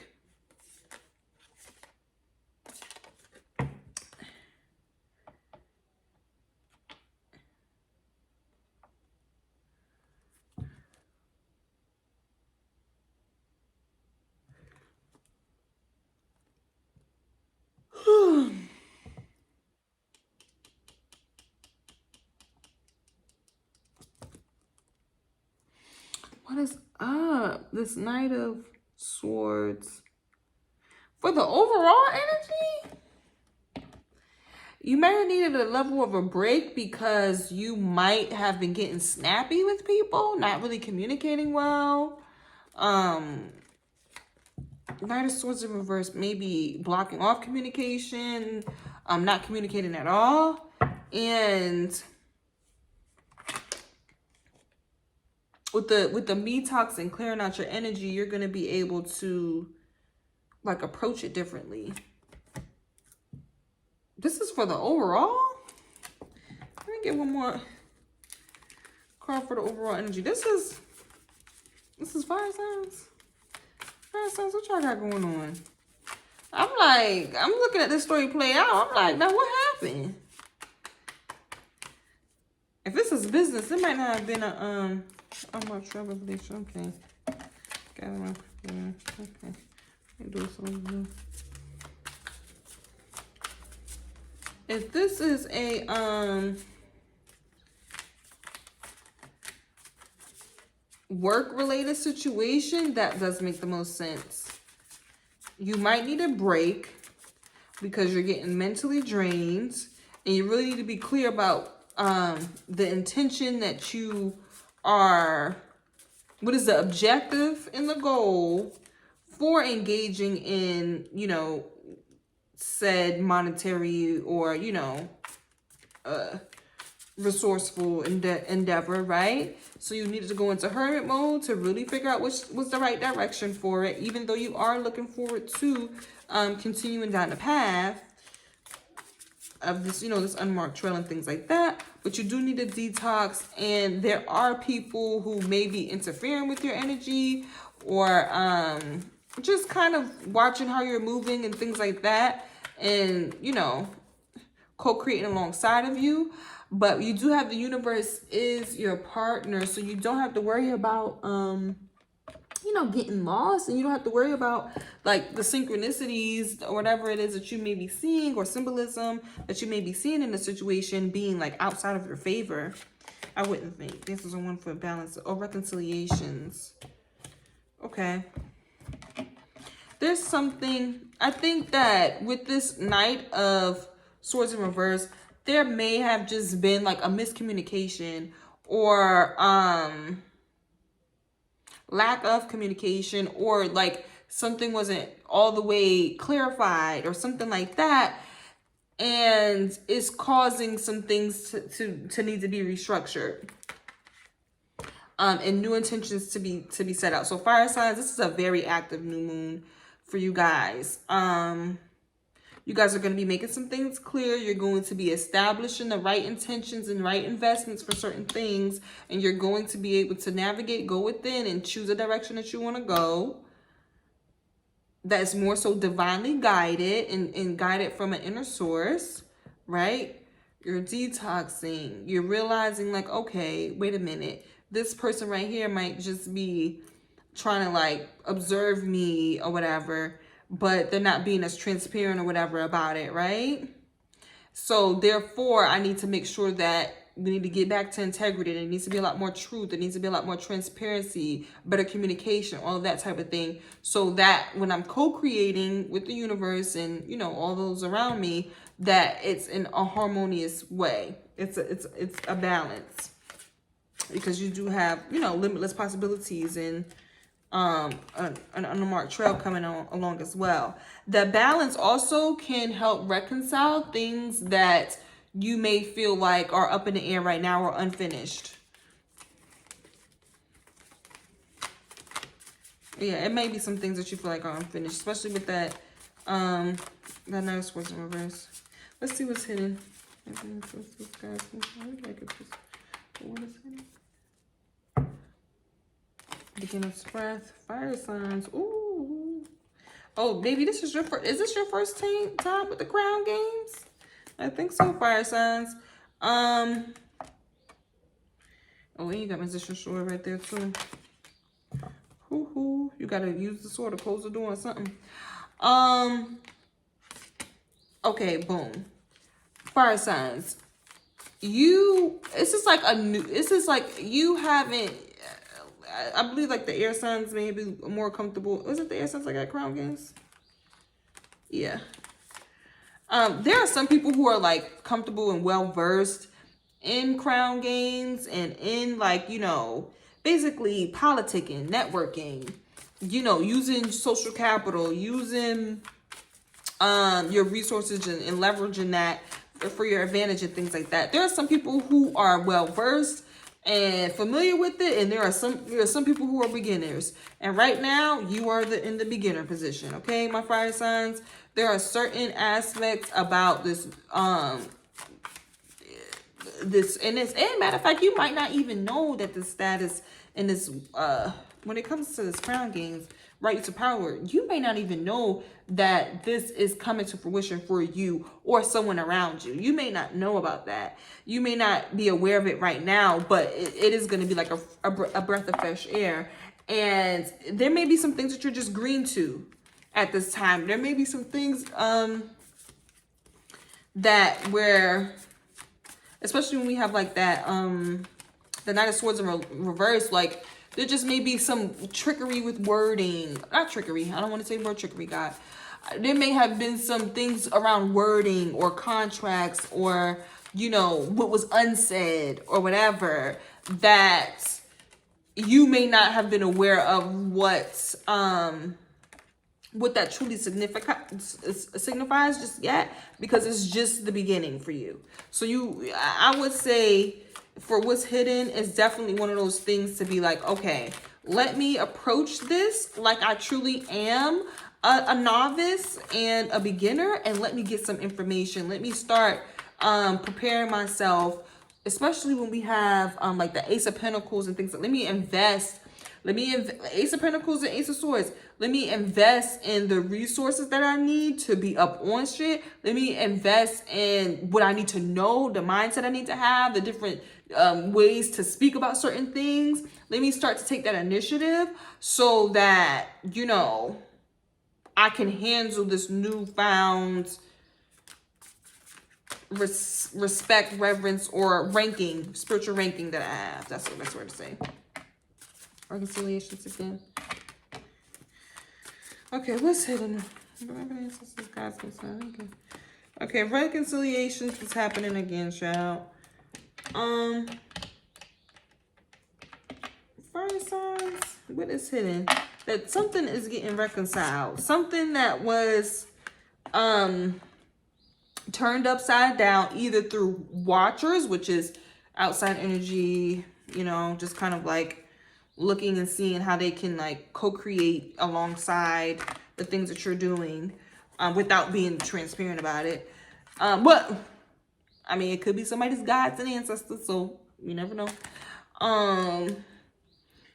What you call it? Some reconciliation. I know. I did fire signs y'all go last time. I'm gonna do y'all first next time, fire signs. Y'all keep getting the sleepy side. So anyway, so with the reconciliation, there could be some like genuine, some things that's like genuinely being fixed, if that makes sense. Like it's in a hidden position, so it's like there could be some things that are being fixed that are actually healing for your heart and your lineage, if that makes sense. Maybe some ancestral or generational curses or whatever that you may have had or something like that. By making certain amends and making certain things right, then you have it to where you know, reconciliations and things that were misunderstood in the past are coming together, or things that lacked integrity as well in the past are going to be able to be more ethical and authentic and things like that. With the reconciliations, it is going to be in relation to those that you once obviously with benefactor, grace and generosity, it just talks about you being gracious and generous during this time because you are receiving blessings. That's what benefactor is talking about. It's talking about the fact that you are receiving blessings. So it's better for you to be gracious and generous because you have been in a position to where, or you may not be that far away from knowing what it's like to be in a position to on the other side for maybe other people who is not as wealthy or in a position of power as you, right? But it does suggest that benefactor, unmarked 12, for this to come out with reconciliations, this does make me feel like you also may be extending that grace to somebody who may have had some I don't know. They may have had moments where they lacked integrity. They may have had moments where they were not communicating effectively or blocking out communication or using immature or haphazard communication that just caused confusion and maybe for things to not be as tightened up and on point as you needed them to be. By you extending that grace, it is helping you along this new path to say that, okay, I'm not going to show up as someone who doesn't have integrity. You know what I'm saying? Maybe the reason why you may be encountering that lost compass interaction with other people or people who may not be showing up in the way that they should in terms of being genuine is because you in the past maybe didn't do that yourself. So now by extending that grace, then you're able to walk on a new path and make reconcile, make amends or atone for even some of your own karmic dealings. Because obviously the wheel of karma is trying to, I would say it is turning, I don't know. I would say it is turning in your favor. I will say you are stepping into a, we don't really have anything karmic here showing up is the reason why I'm saying that. But as in saying, I don't know, but you definitely have good things coming to you. I don't know if it's just, you know, based off, obviously with karma being cause and effect, you can think about it in that way. I just meant like cause and effect outside of, you know, oh, I put in work so I get the results. Because that's karma as well, right? So, I think that you're getting in a good position. And because it's new and fresh to you, that you are actually the prime person to show grace in certain situations with certain circumstances. Now that's certain circumstances. Now don't get, you still got the me talks going on. You still got the watches going on. You still got a lot going on. So it's not to say, oh, just be gracious to everybody. No, it's just in a hidden position. It's basically saying that this is some unexpected 9 times out of 10, upgrading your status, finances, notoriety, recognition, that is unexpected, right? And it's a fresh start with the beginner's mind. Now that you have that going on, it may be coming fresh off or in the midst of you clearing your mind, getting your shit right, trying to figure out what the hell is going on with some of the disconnect in terms of your co-creation in regards to the communication around it or whatever, because you have the Knight of what's this, the Knight of Wands? Yes, or Pentacles. Which one? Pentacles. You have the Knight of Pentacles. Okay, baby, you got a good bit of what you need. With the Knight of Pentacles, it shows that you have the tenacity, you have to follow through. You have the Ace of Pentacles, so you have the right intention. You have now the getting into the Swords energy. That's a more complicated situation because the Knight of, this could be someone else in this situation actually too. If you are dealing with maybe someone with prominent air placements or things like that. But this could also still be you. But now there is a level with the me talks that it's like a mental expression disconnect. It is, Taurus does rule the throat chakra, so that could, or is correlated with the throat chakra, but that could give you, that could be why this is the part that, this is one of the last pieces that needs to be activated or clarified with that Ace of Pentacles and brought to light, so that you could go ahead and get all of these good things coming into you. But you want to stick with your integrity now, because there's going to be grace that needs to be extended, because there may be some reconciliations that need to happen in order to correct things on a bigger scale than just with that person. Especially with the watchers being involved, you may be making amends with somebody, but you really making amends for on behalf of a bloodline type of situation, where y'all may have beefed as a tribe or whatever in the past life, and now y'all coming together right now, and it's helping the situation, and it's bringing in an unmarked trail for you guys. Let's get some clarity around what's hidden. About what is hidden for fire, sun, rising, looking fire. Come on now.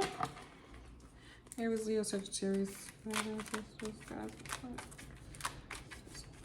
is hidden? Okay, 9 of Wands. Ooh, Sun in reverse. Lord, I ain't know this is still in reverse now. Okay, you might be what's hidden. This definitely has, this is relating to maybe, because that was a Knight of Swords. This may be relating to how you show up for your ideas and how you communicate your ideas and things of that nature.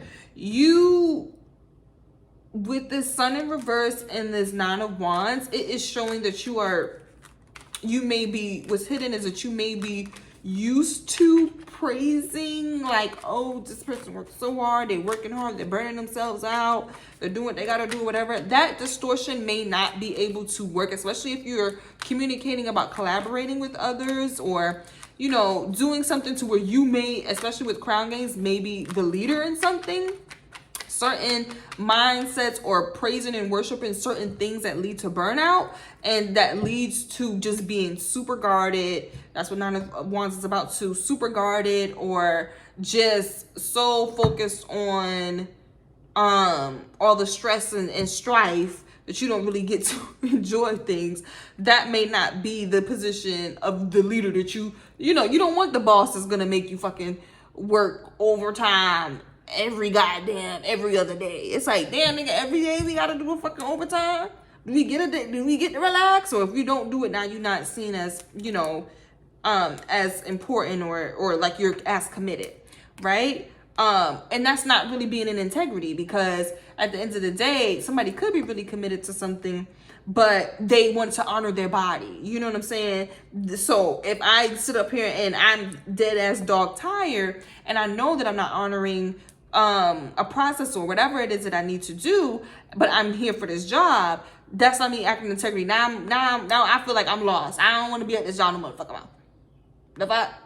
They're stressing me out. This ain't for me. You know, that type of thing. We do have the Star card here. I know that example was a little all over the place. I'm sorry, fire signs. Y'all do be getting. Hopefully you get the example. It's not that. It's not this. It doesn't have to be the exact situation, guys. Okay.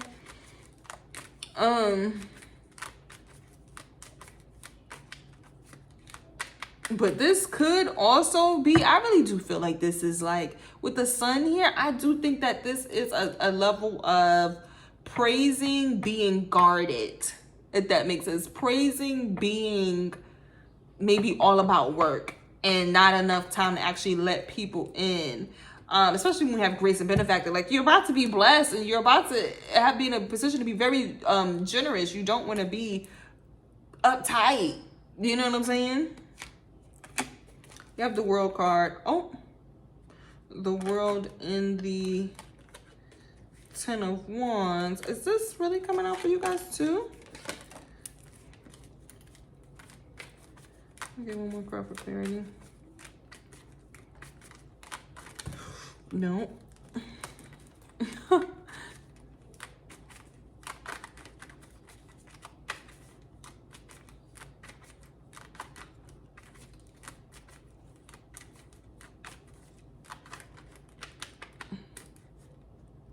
Okay.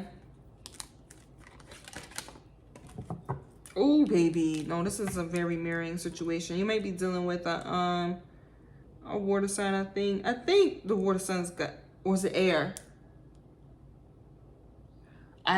Okay. It's either air or water.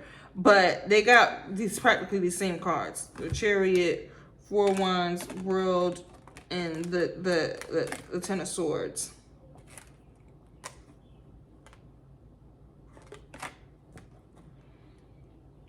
Okay.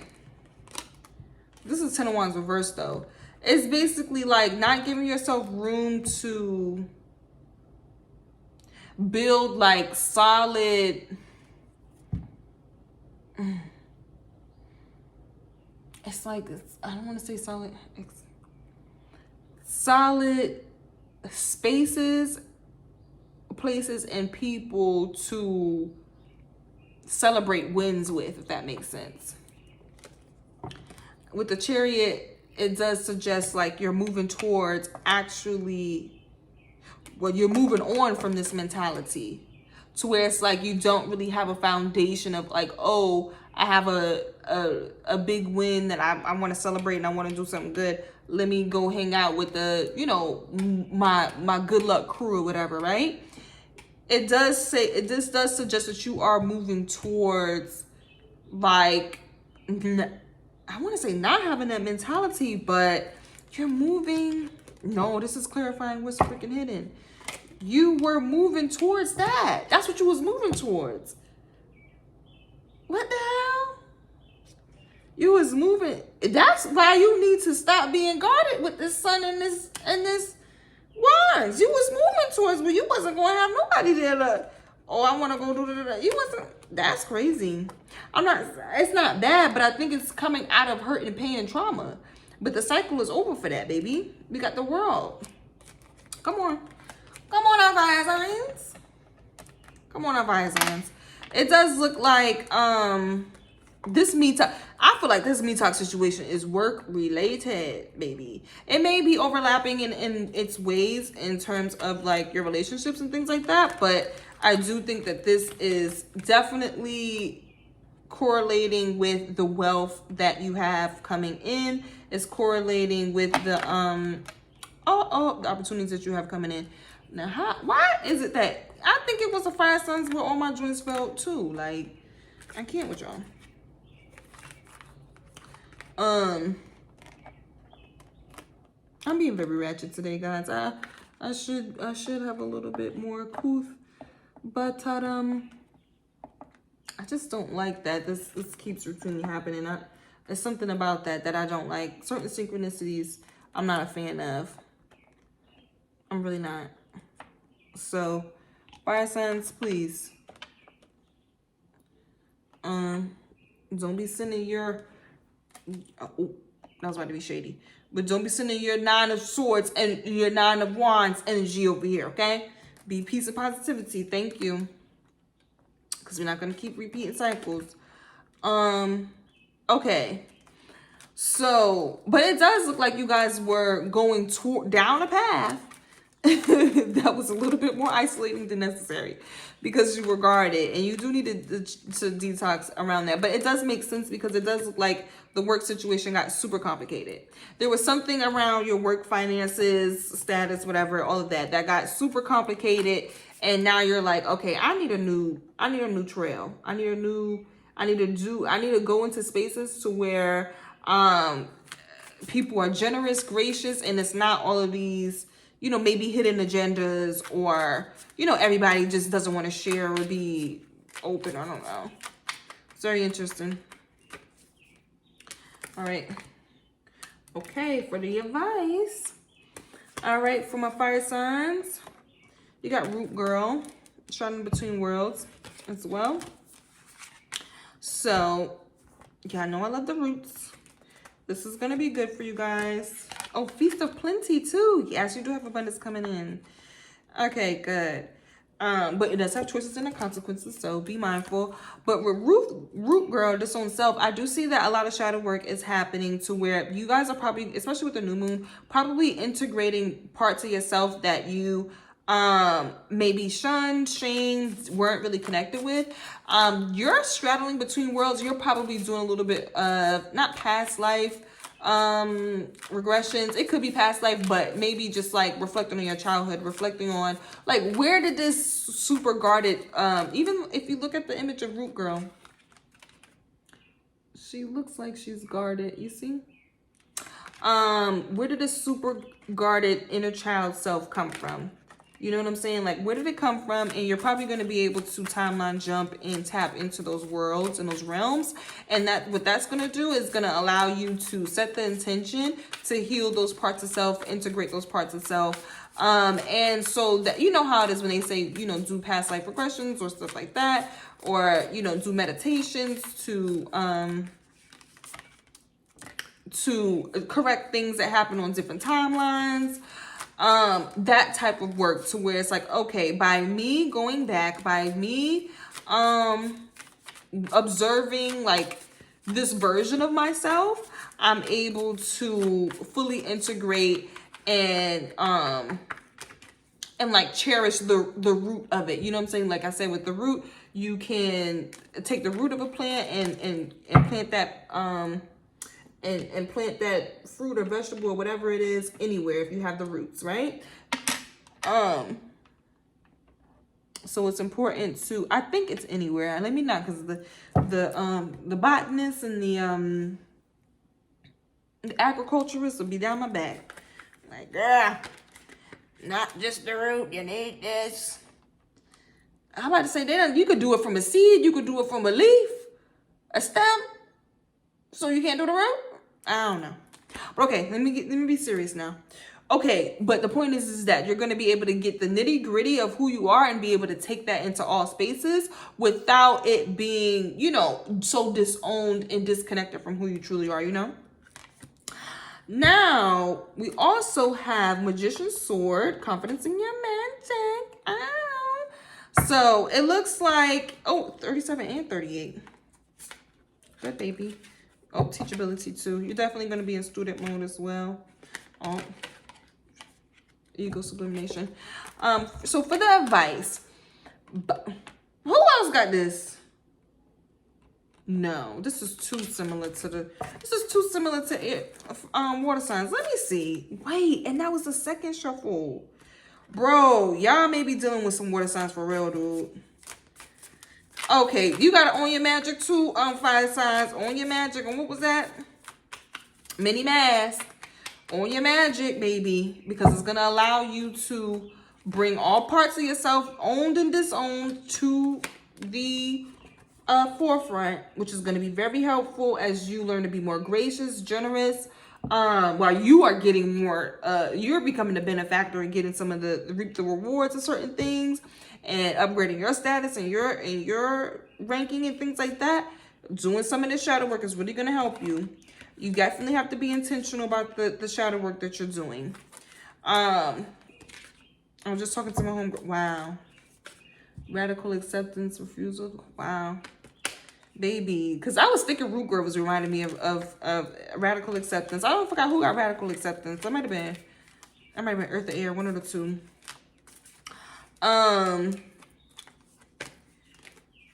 think that character development is very important for this new moon, for the fire signs. And it's only because y'all got so much good stuff coming to you.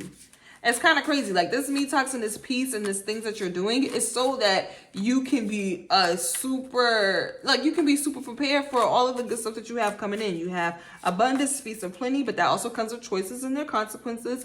You guys have benefactor, generosity, and graciousness, right? Crown games, right use of power. Like, you got a lot of good omens about, like, just your overall level up. It's just about making sure that the same, Jupiter. You remember, okay, so Jupiter's in Taurus, but you remember how they be like, definitely take this ego situation out of it too. But you remember how they be like, money only brings out the person that you are and makes it amplified. That is what you guys need to get prepared for. That's what it is. Yep. Thing that's stopping everything. Oh, drifter, life comes as it goes. Yes, you're realizing that the whole lost compass thing and that lack of integrity thing, you're realizing what was the purpose of certain explorations and, you know, maybe being sometimes, you know, not using a compass and being a little bit disconnected from what truly is like your own inner resonance, and maybe following a lot of people's stuff. It's like, okay, what is this about? Is this something that I would be into? Oh, no, it's not. You know, that type of thing. Sky Dancers, surrender. Wow, you have to release control. Yeah, see, that's what's happening. That 9, that sun in the 9 of Swords. How, not the 9 of Swords, 9 of Wands. How is it that you guys have the sun in reverse with the 9 of freaking Wands? Like, it's like, what? Maybe it could suggest that there is some inner happiness and things like that you need to tap into. But I truly do believe that is a process of you kind of having high reverence for being guarded. I could totally 100% see that, especially because we have Sky Dancers and surrender. You can't take too much pride in trying to be in control and everything and being guarded. You need to also surrender. That's where some of the good, not even some, a lot of the goodness comes in life, because then you get to have that element of surprise. So I feel like this, for the fire signs, you guys have a lot of good things coming to you with this Taurus new moon cycle. You guys will definitely be exposed to a higher level of recognition, status, wealth, that type of thing. But it's just going to require you to chill out. It is a Taurus new moon, to chill out before you act so that you can get your boundaries together. Some of you guys need to, a good bit of you fire signs need to release some boundaries because you're being too guarded. There is a level of communication and things like that that does need to be improved, either from you or another party. And also you have to realize that, first of all, this new one's definitely going to be important to take that time to yourself to figure out which direction to go. But it's also going to be about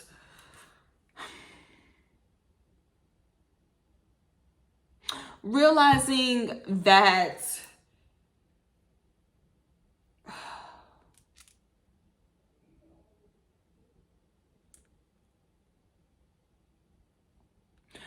other people do kinds of like influence these things. They influence it either directly or indirectly. So it is about having a level of self-awareness, knowing that you don't control that portion of things. You don't control that portion of things, and to not take it personal, and to just have more grace in that process of, okay, who are you going to give to and who you're going to be generous to and things like that. You know what I'm saying? There may be some unexpected wealth and good fortune that comes to you. And discernment is going to be key in terms of who deserves grace and then who may needs to be detoxed or get some of that 9 of Wands energy that you guys are so good at using.